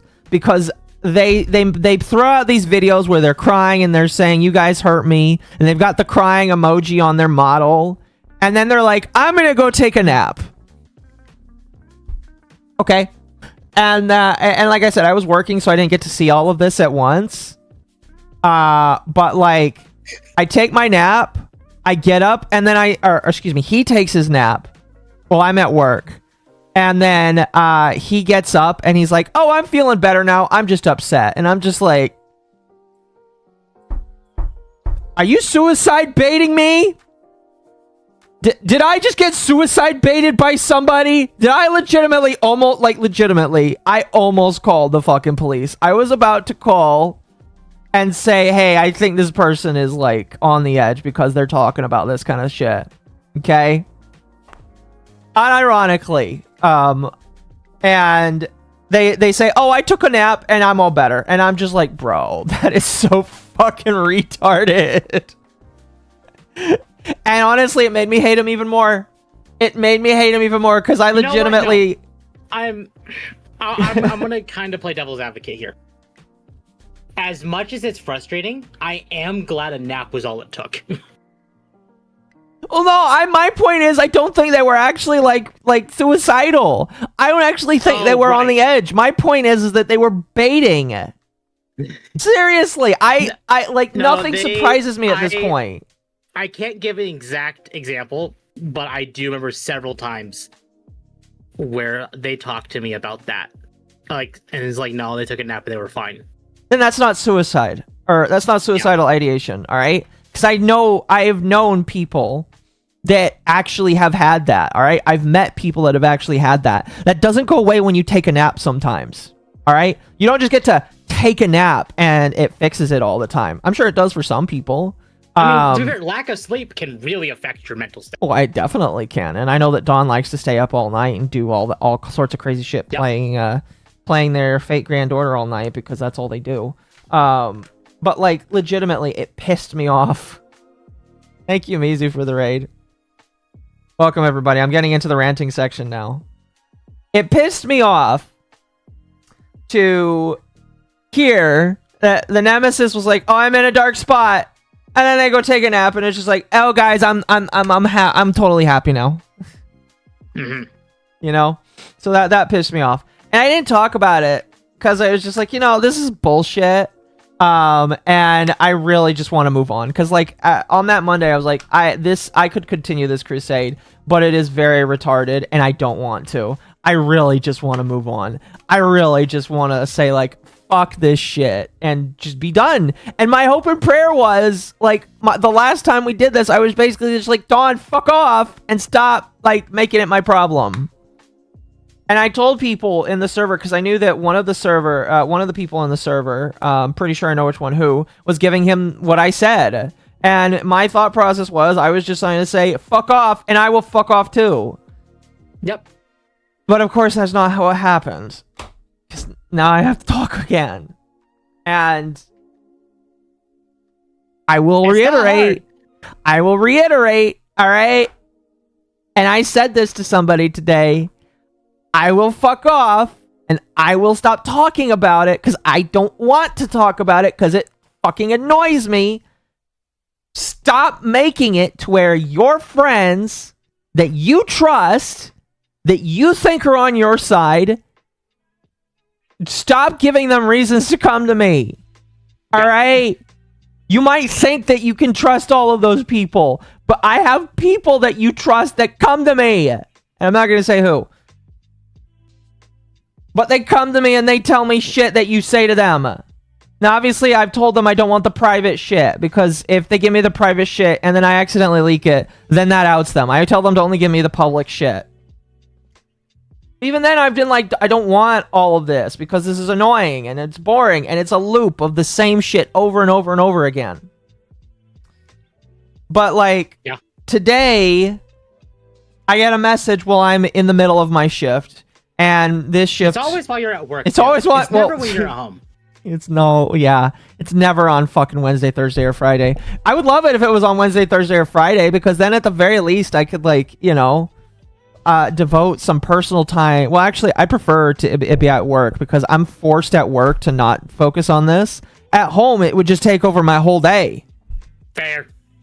I would prefer it to be at work, where I'm being paid to look away. Excuse me. And the only time I can look at it is, like, brief moments in between my projects. But, like, I get a message, again, from one of Don's close friends that tells me when he says shit. And they're like, hey, just letting you know, they're talking about you again. Or I'm pretty sure they're talking about you again. And they say they're pretty sure. Like, they say they're pretty sure. I am pretty sure they're talking about me again. And I will show you why I think so. So it starts off with this. Okay? All right? It's unprompted. As far as I know, it's unprompted. No fucking reason whatsoever. All right? Like I said, I don't scroll their stuff every single day. I have more funny people to scroll all the time. You know? I'm not interested in this because, again, Dawn 10 times out of 10 is just retweeting porn and role-playing with people, and I really don't care to do that. Hell, I just looked at their feed, and I literally see them basically saying, smother me. Yeah, it's boring. Why? All right? You're boring. It's just like the 1 out of like 100 times when Dawn decides that they have a hair trigger and that they want to fucking mention me or mention any of the other people that they have abused and turned it into them being themselves abused. Minus you, because you are... I don't know why, not me. You just kind of stepped away quiet enough that I don't think they care about you anymore. I don't know. I don't know what you have on him, but I would like some of it so he stops mentioning me. Because I legitimately am just tired of this. I'd like him to stop mentioning you, too. It's just sex. I would take his mentions over you, because you could take a break. And you would have to not tell me about them. Stop mentioning every one of, people and move on with his life, but he will never do that. No, he won't. But, like, it starts off with this, chat. Where Dawn says, today, or I guess yesterday, I'ma say it, I never bought into death threats equals I hope this person gets into a car wreck or something. To me, an actual death threat is, quote, I'm going to come over to your house and end you, unquote. But that's just me. Now, chat. There is one reason why I feel like this is directed to me, all right? One reason in particular. About 6 days ago, literally the day after I do my stream, it's either the day of or the day after, somebody sends me this. Again, one of Don's friends. And shows me that Astro, who I have not really talked about a lot, but this guy used to be somebody in my community. He's not welcome in the community because of how he's chosen to act. And I don't really like how he's chosen to act towards me or towards some of the other members. And so I'm not even going to bring there was also some other issues, but those aren't really important. But for the most part, I don't like how this man has acted in the community, and so he's not allowed in the community. He's also chosen to defend some people that, like, are part of that side of the lolly community. Not the lolly community, but that side of the lolly community. But anyway, that's besides the point. Is he from what I learned the first gay op? I have no idea what you're talking about. But this guy basically says, I pray to God that you end up a victim of illegal immigrant truck drivers. So he's basically asking that I am at the mercy of another Jeet in the middle of the street. He is asking for me to get run over, basically. Now, I grabbed a screenshot of this because I know that the last time that this man said something about me, because this isn't the first time this guy has decided to negatively talk about me to the point where he's wishing for my demise, he deletes it. And then he claims that he was drunk and that he wasn't in control of his faculties. And so he begs that I don't remember it. Or not him. No, he's not the one that begs. But he basically deletes it and then says that he was drunk and that it wasn't actually real. And that's basically what he tried to claim this time as well, is that it wasn't actually a serious thing. It was just him being stupid.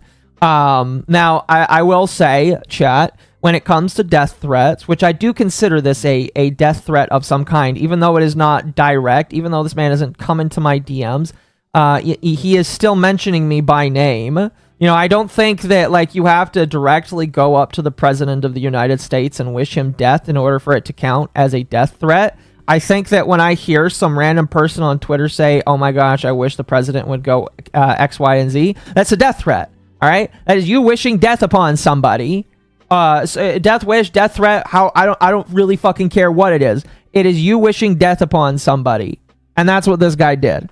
And immediately, like a week later, and I know that Dawn does this because Dawn has this propensity when they are upset at somebody, they can't just walk away and let it go, all right? They just can't let it go. They let it percolate in their system until eventually they just decide to talk about it in some way.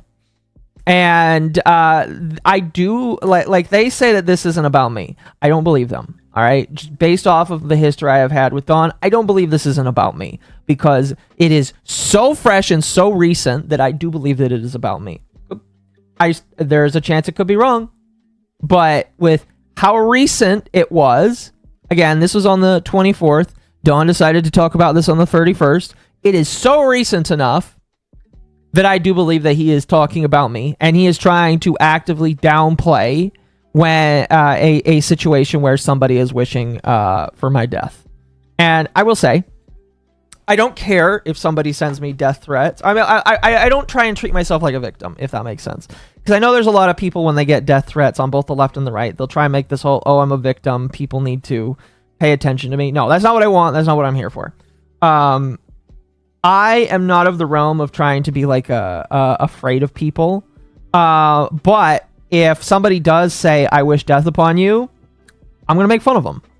I'm going to blast them on Twitter. The quote-unquote make them famous kind of deal. You know, when people on 4chan say, make this person famous for being stupid. That's my philosophy. So if you wish me death, I'm going to put you out there. I'm going to show everybody how stupid you are. And I feel like that's a very effective way at showing people, very stupid people, to not let their mental faculties get the better of them and be stupid. So I'm going to continue to do that. I'm going to be a little more tactful depending on the person, but like, you know, for stupid people like that in Dawn's community, by the way, this is the second person in Dawn's community to have done this. I'm just going to put them out there. But Dawn is basically like, I don't believe that this is a death threat. I don't believe saying they're basically saying that what this person said doesn't count as a death threat. Now, as a response to this, and I do have to preamble that I did talk to this individual and we have basically come to a mutual understanding. The first person to wish me a death threat basically comes into Dawn's mentions and tries to agree. Again, like I said, I've come to a mutual understanding with this individual. I'm not going to harp on them too much because me and them have talked, and I have told them that I'm just going to walk away from it. My good faith is that they are going to choose not to wish me death threats again or not try and get in the mud again because I told them, I was just like, listen, the reason why I'm harsh is because you gave me a death threat and then you apologized and now you're trying to jump in it again. So I'm going to disagree with you. It's an expression of wishing for harm. You, Mizu, Tor, and Takina for whatever it classified as. Well, I mean, okay, maybe you can classify it differently. I don't know. I still feel like it is somebody wishing for death. Wishing for death and a death threat. I feel like they're just a little bit on the... I don't know. You can disagree with me if you want. But I feel like it still pans similar. That this person is wishing for my demise. Or threatening... I don't know. Tep, am I wrong? I did want to ask you what you thought about it. I'm gonna pill a Dawn and ask you my opinion. No one should be asking for death. Period. I agree. If you're going to, I hate to be this person, but if you're going to, do it privately and not publicly. I agree. Listen, I don't care. Listen, I have always maintained that if you're in a private space, I really don't give a shit. All right. If you're in a public Discord server and somebody from the public Discord server feeds it back to me, all bets are off. It's still in a public space. But if you're in a public server among friends, I really don't give a shit. I really don't give a shit. All right. It is insane and stupid. I agree. It's on the death threat spectrum. Oh, that's funny. I like that.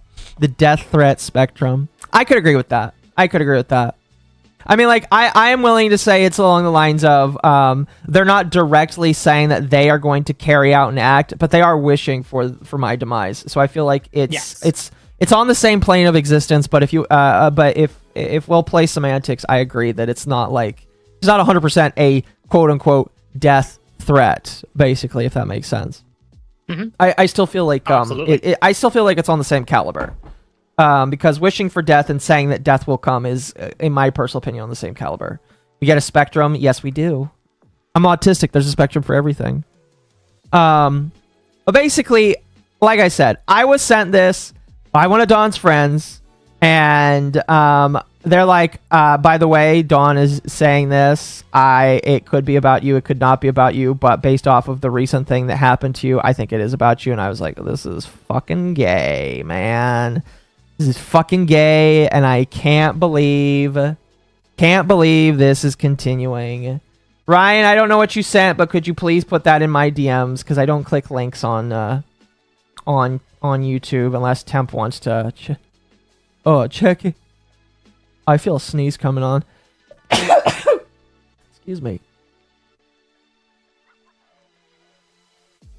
Excuse me. Anyway, so. My comment is, this is hilarious to me. And the reason why it's hilarious to me is because I remembered when the other individual gave a death threat. And again, the one that I had a mutual understanding with. And Dawn was there when it happened. So it's just like, it feels like Dawn is being petty and dumb. Not as cute as Mizu. Fair enough. I'm not planning to be as cute as Mizu. I'm very violent with my sneezing. So as I say here, what Kizu said was a death threat, no matter how petty. If I said anything similar, you'd whine for days that I'm threatening you. I know you would.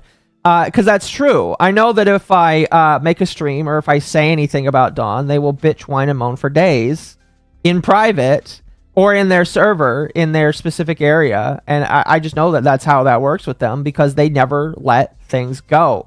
They like to pretend that they let things go, that they move on, but they never let things go because they'll get a random ass hair trigger and they're going to decide that their whole day is ruined, that they're stuck on something. And so I don't believe that they'll let it go. It was a double though, so bonus points. Exactly. But anyway,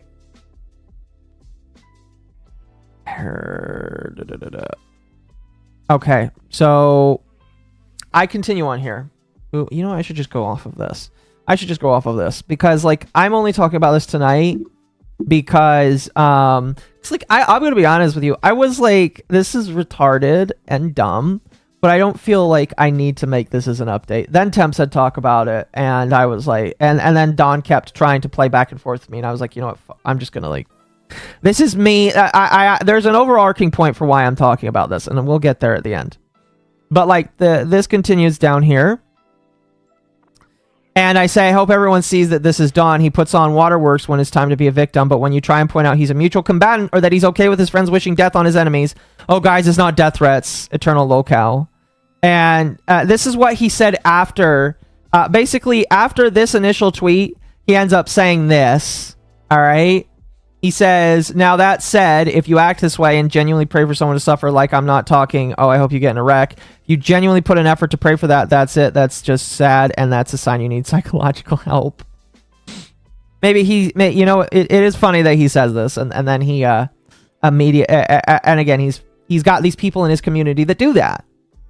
Again, two people in his community alone. I have been the recipient of a lot of hatred from a lot of communities that I personally don't give a shit about. The Marina community is one of them. Some of the wider trans community in the VTuber sphere.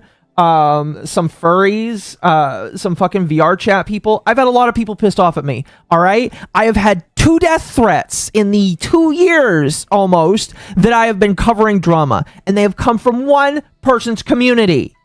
All right, one person's community.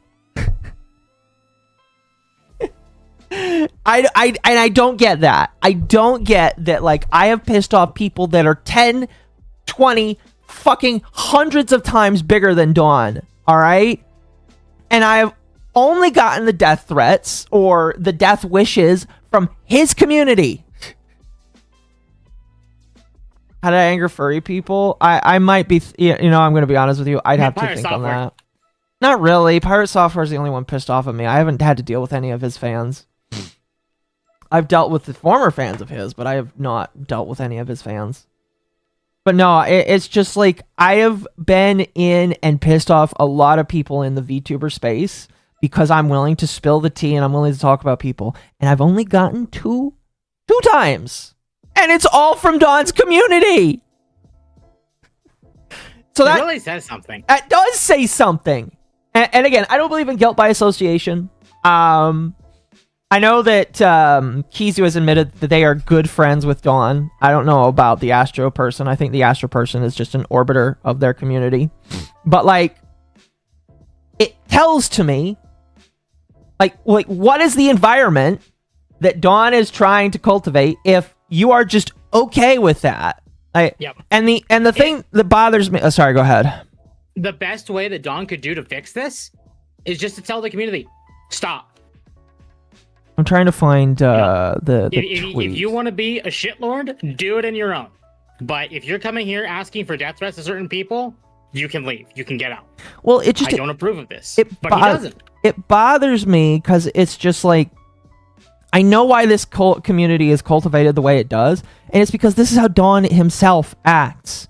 Dawn himself has oftentimes, and I have had previous recordings of this in screenshots that are fucking lost on my phone, where Dawn has said that they wish the worst for me, that they want the worst for me, that they want me canceled, they want my shit taken away, they want all this other random shit done to me. And it's just like, I am not surprised that your community acts like this. All right? Because I tell my community, if I see you threatening people, you're done. You're out of here. But what does Dawn's community do? They threaten people. They go... Now, to be honest, I haven't seen gay ops by these people. At least, if there are gay ops, I haven't seen them yet. But, like, Dawn has fostered this community where people are having resentment and anger, and they allow it, and they cultivate it, and they praise it. And it bothers me. It, like, legitimately bothers me that he doesn't recognize this. It's just so bizarre to me. And he wants to act like he's some sort of eternal victim, that he's, like, somehow just the guy sitting on the sidelines. When you're not, Dawn. You are not the man sitting on the sidelines, all right? All right, and I said this on my post too. Like, Dawn is way older than me. Again, I'm not going to mention their age. I'm in my 20s. Dawn is way older than me, and this is how Dawn chooses to act. I would expect this behavior from somebody my age, maybe younger. All right, I've seen fucking Discord kittens that act this way. But Dawn, you should know better than to sit in your server and cultivate like people being this stupid. I follow the Remo way. Don't insult even if you disagree. I'm trying to like work on the ad homs myself because I feel like it's a better to do. Temp, did you get any death threats? No. No, Temp is ignored. If I did, it would be by Dawn's community. But Dawn has completely forgotten about my existence, which is internally hilarious. It is incredibly hilarious. Anyway. Eventually, when he sees what I have to say, somebody brought this to my attention. I have no idea who, but somebody brought it to his attention. Maybe the friend that feeds me information also gives him information too, which I don't care. You know, if they're giving me information and telling me things that he's saying, I don't mind. Again, Dawn, your close friends are telling me this information. But Dawn says, what I said has absolutely nothing to do with you. I think you're lying. I think you are lying. All right? All right? You are lying, in my personal opinion, okay? There is a chance that, like, because they mentioned Noir, who is their manager / individual who used to talk to me about some of this stuff. There's a chance that you are correct that you also had Noir somewhere in there, but it is too close, in my personal opinion. People can disagree if they want, but it's too close to a previous death threat. Again, from somebody else in your community as of a week ago, for me to not feel otherwise. And he's just like rent free, and it's just like broski, I am not living rent free. All right, your people give me shit because you won't stop talking about me. I literally would love to focus on anybody other than you because you're not interesting. Go ahead. No, I'm agreeing. I'm just agreeing. I legitimately would love if I didn't have to focus on you. But you keep mentioning me. And because of that, I just, like... And I've had people say, why don't you just ignore them? And it's just like, I try to. But when people keep mentioning it, people keep asking me. And it's just like, well, fuck. There was like during the first year of me doing Under the Tea, it was just like I tried to keep a lid on it because like didn't want to involve other people. Well, it keeps coming.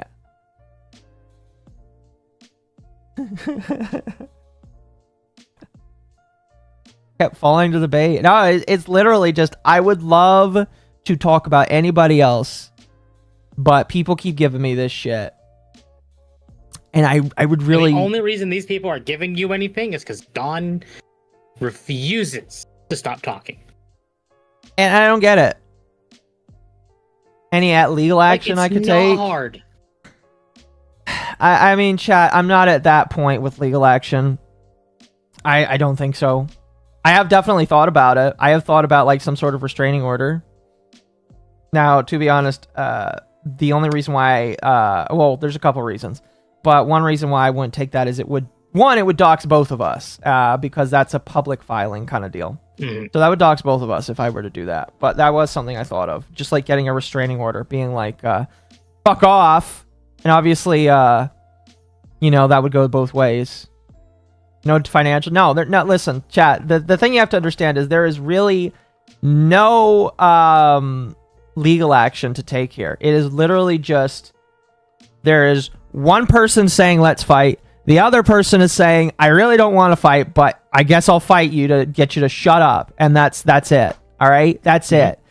During the almost 2 to 3 years since I last talked to them, I have done my best to avoid them, period. There have been some moments where I've talked about them briefly, but my job has been to avoid talking about them because I don't want to. It is an autistic obsession I don't want to talk about. So, it just, I don't know. I don't know. In my personal opinion, it's a projection of them to say living rent free when they are literally the one that talks about me first in these situations. They are literally they have popped up with my name way more. Whether it's in public Discord servers that people send me information from, or like they mention me on Twitter, you know. So I am not the aggressor here, all right? I have done my best to just fuck off because I don't want to be part of this anymore.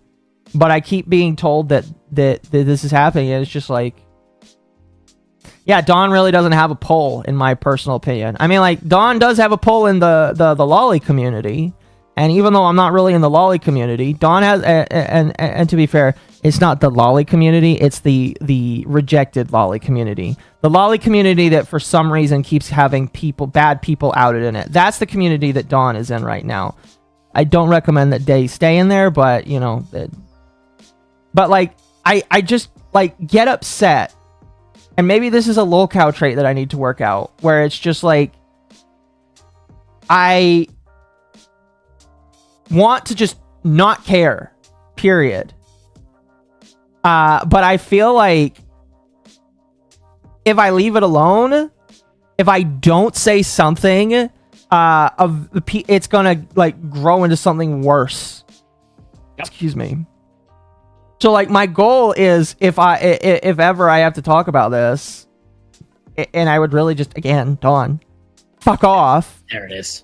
Found it. But, like, if ever, I really just, like, want to move on from it. I don't want to, like, sit and constantly have to deal with this.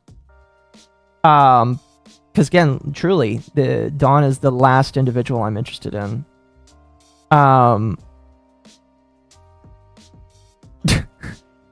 I don't know. Yeah, I don't know, man. I found that. I've been looking for that for days. Oh, yeah, I remember that. That's what got him mad at me, even though you made it. Yeah, I'm not going to share that. That was funny, though. But that was funny is what it was. What's the worst case scenario that Don can pull? So, the craziest thing is, the worst case scenario is they can just blatantly lie and people will believe it. And here's the sad thing. A lot of people in their circle do just blindly believe it because Dawn is... I don't honestly know. I don't know how he does it, where he's able to lie and people just... He can swat me. Technically... Not if Paco keeps moving. Technically, yeah, he could. He technically could. He does know my name. I know his name. I do know his name.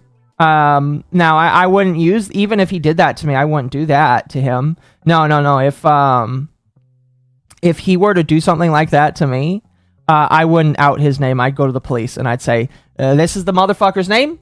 This is where he lives. I know he's the one that did it. But no. Like, if he were to do that against me, yeah, like, fucking all bets are off. If anyone were to do it, I hate to say it, but it would likely be him. I hope it wouldn't be, but... I would, if not him, somebody in his community. Again, Dawn has cultivated such a community of people being toxic. I hate using that. Using toxic sounds like so gay and soy in my personal opinion. But, like, he has cultivated a community that is full of people that act this way, that I do believe it could happen. And he may not ever directly ask for it, but I do believe that, like, if anybody in his fan base gets a weird hair trigger, I feel like if they somehow got my information, they would do it. Yep. It is one of those situations of they look at you and they scream. And I just... Did they believe him because he's a pretty face or because he can share half-truths? I don't get it. I honestly don't know. I don't know why people get so enamored with it because, like, again, I was friends with him for, like, a year, maybe two max. But, like, I never really understood why people just flocked to him as, like, some sort of important individual. Mm-hmm. Oh. But you know, I eventually said I was going to talk about this. And let's see here. Oh, right, here's where I get into Dawn lying, but I don't know. There's really nothing else to talk about here. I mean, like, again, I really would prefer not to talk about this anymore because it is uninteresting to me. It's legitimately uninteresting to me. And I'm only talking about it because I'm, like, frustrated. Oh, yeah.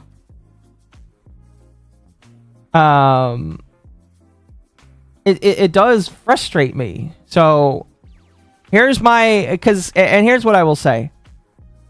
Back when I still talked to Don's quote-unquote manager, before I learned that they were a snake as well, I told them, I was like, listen, if Don is willing to keep this, and I am willing to keep this, I will not talk about them to anybody, either private or public. I will avoid them. All I ask is that they do the exact same thing in return. I don't talk about them in any way, shape, or form. If people ask me if I know them, I'll just say that they were somebody I used to know. I would ask the same in return. And their manager told me yes. Their manager told me sure. And they told me that it was done, that it basically continued. And I was like, okay, cool. And I'm paraphrasing here because I don't have the messages pulled up. But, like, I basically was like, I preferred if we just both went our separate ways and fucked off. And their manager said yes, basically. I learned basically a year later when other drama was going on that I was navigating through, where Dawn just decided to start talking shit and saying, oh, by the way, I heard that they worked this out with my manager. I never agreed to that, and I'll do whatever the fuck I want. Then what's the point of a manager? So it's just like, okay. So I guess this deal that I made to basically mutually assure that both of us fuck off from each other, it was one-sided. And Dawn, that's the other thing that upsets me. It's just like, I am the one that wants to move on, and Dawn is the one that's just like, I just want to walk back into it. I want to keep walking back into it. Okay. Okay. Cool. Alright, fine. I don't know. You know, I'm not going to be stupid and say, oh, Dawn is like, I just think it's dumb. I think it's dumb. And, I don't know. I think that I'm going to continue working on what I'm working on. I'm going to go back to ignoring this man's existence. I was about to say some things, but I'm going to avoid saying things, but, like, legitimately, I don't know what to say other than just, Dawn, I will go back to saying nothing about you. I would ask that you do the same. I really don't care about your long-standing pain and suffering that you think you've suffered at the hands of me. Because that's his justification. Whenever it's time to complain about me again or complain about any of the other people that has wronged him, he always puts it under the guise of that he needs to just let out his true feelings. His true feelings have to get out there, guys. And here's the question. If his true feelings have to get out in the open, why doesn't he use his rant chat that I know he has? Why doesn't he? No. People in there. No, he shouldn't do that. Because, again, that's... No, he shouldn't do that. But why does he need to take it to social media where everyone can see it? Well, it depends. It's been a mixture. What I'm saying is, why doesn't he go to a therapist? That too. But that's my thing. Hold on. I'm going to be snarky. How could he take it to a therapist if he puts all of his money into gacha games? He can't pay for the therapist. Okay, well, I wasn't gacha. I wasn't going to say that. That's kind of mean. I'm allowed to make shit like that. You are, because you were friends with him longer, and I'd say he burned you even harder than he burned me. Oh, absolutely he did. No, there were some things he told me right before COVID started that really put me the wrong way, and no, absolutely not. That will never be talked about, but that.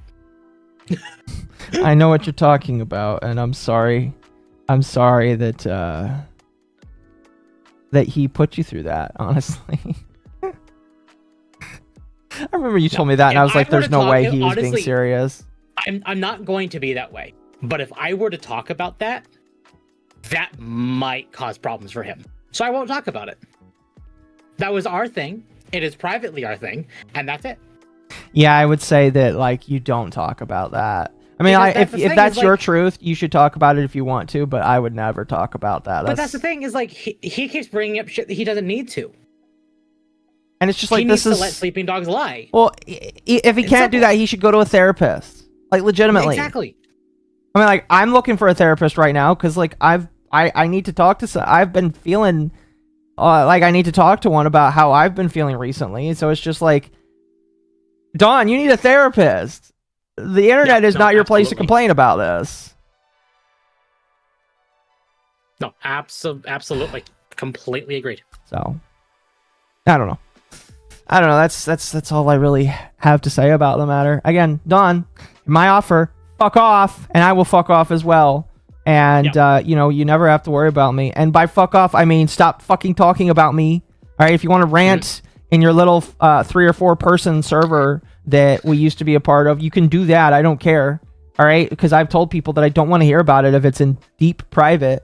But if you talk about me in public, all right, depending on what you say, I may just come out again and say fuck off.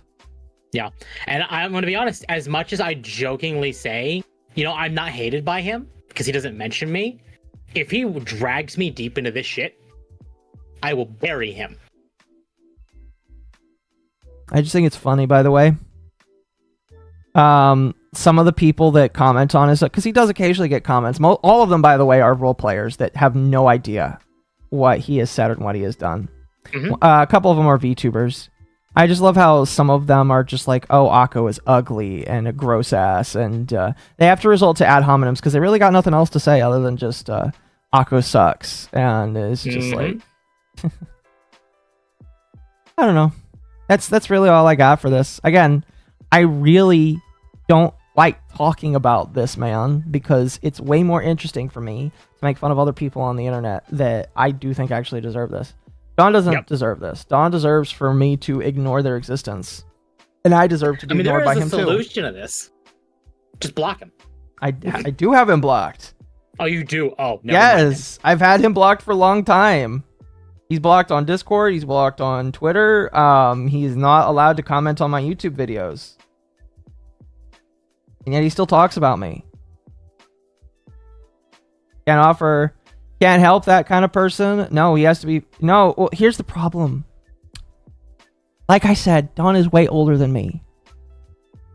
Don should know by now that this is unacceptable behavior. All right? Like if I have to explain it to somebody that's older than me, it's a problem. All right? There's something going on that needs to get fixed.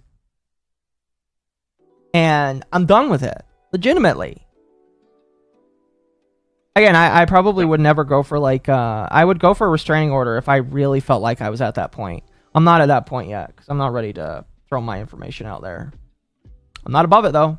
I have to. It's one of those last minute things. He pushes it too far, and I prefer not to. So, like I said, fuck off, and I will fuck off from thinking about you. When you mention me. It's real simple. Don, stop bringing Occo up. You stop that, Occo will stop bringing you up. Plain and simple. That's it. If you want Occo to stop talking about you, you stop talking about Occo. I don't think that's hard.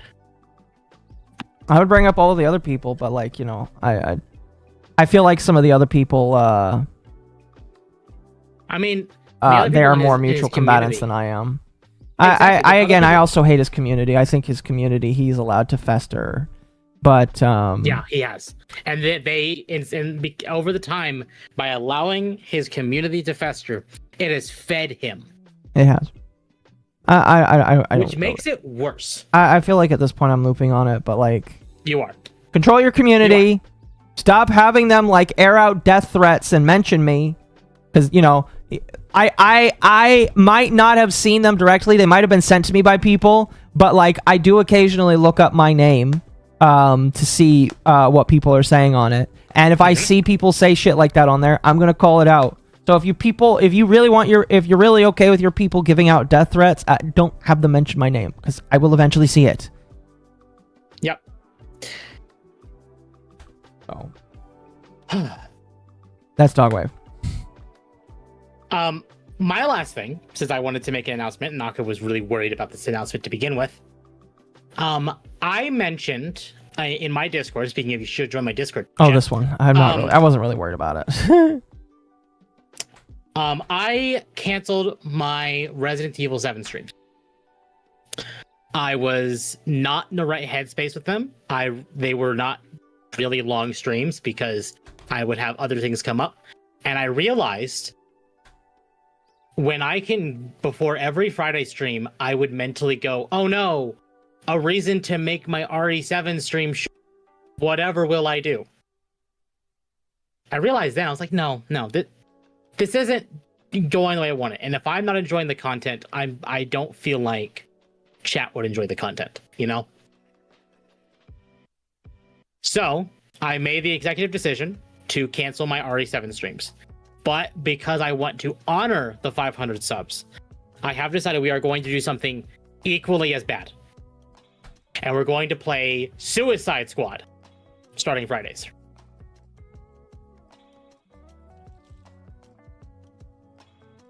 We're going from horror to woke. Wait, are you able to play Suicide Squad? Yes, you can still play the main story. It's just offline. Yeah, exactly. Okay. Fair enough. So we're doing that on Fridays starting next week.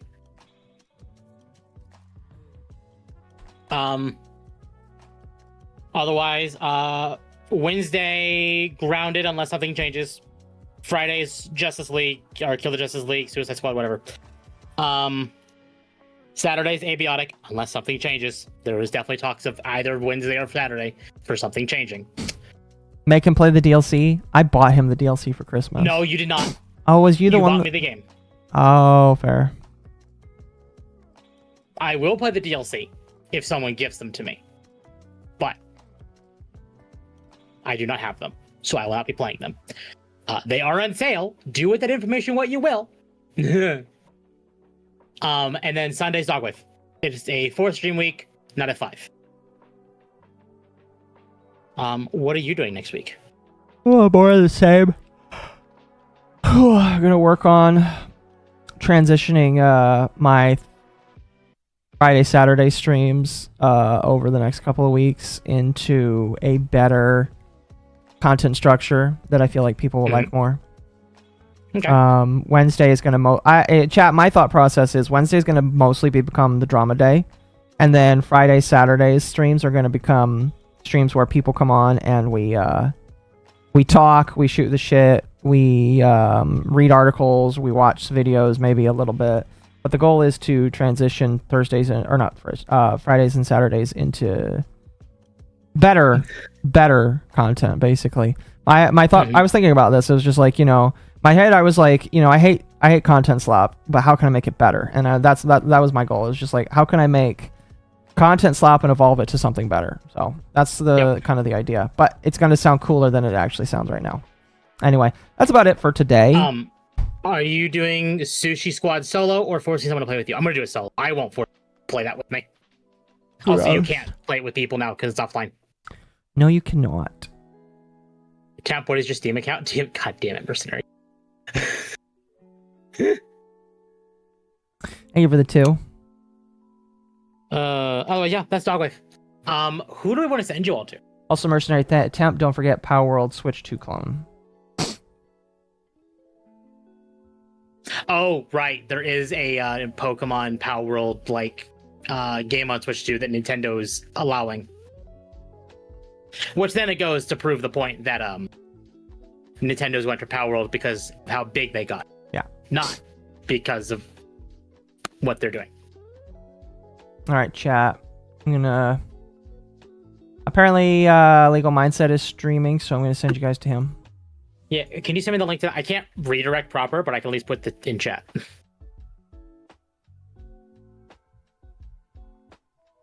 Wait, is he still live? Hold on. I know he recently started. Nope, he's not live anymore. Oh, he's not live? No. If I realize if this is Dog and Wave, Where's the dog? As this is Dogwave, where's the dog in the wave? Hi, dog. All right, I will send you guys to Almighty Lolly. Almighty Lolly is still alive. Where is He is Almighty playing Lolly? Persona 4. I know I'm subbed to Almighty Lolly. There you are. Chat. All right, go chat. Give Almighty Lolly some love. See you on Wednesday night for Grounded. Maybe I'll let you all know in the chat. Bye. Be blessed, Bye, chat. chat. We'll see you later.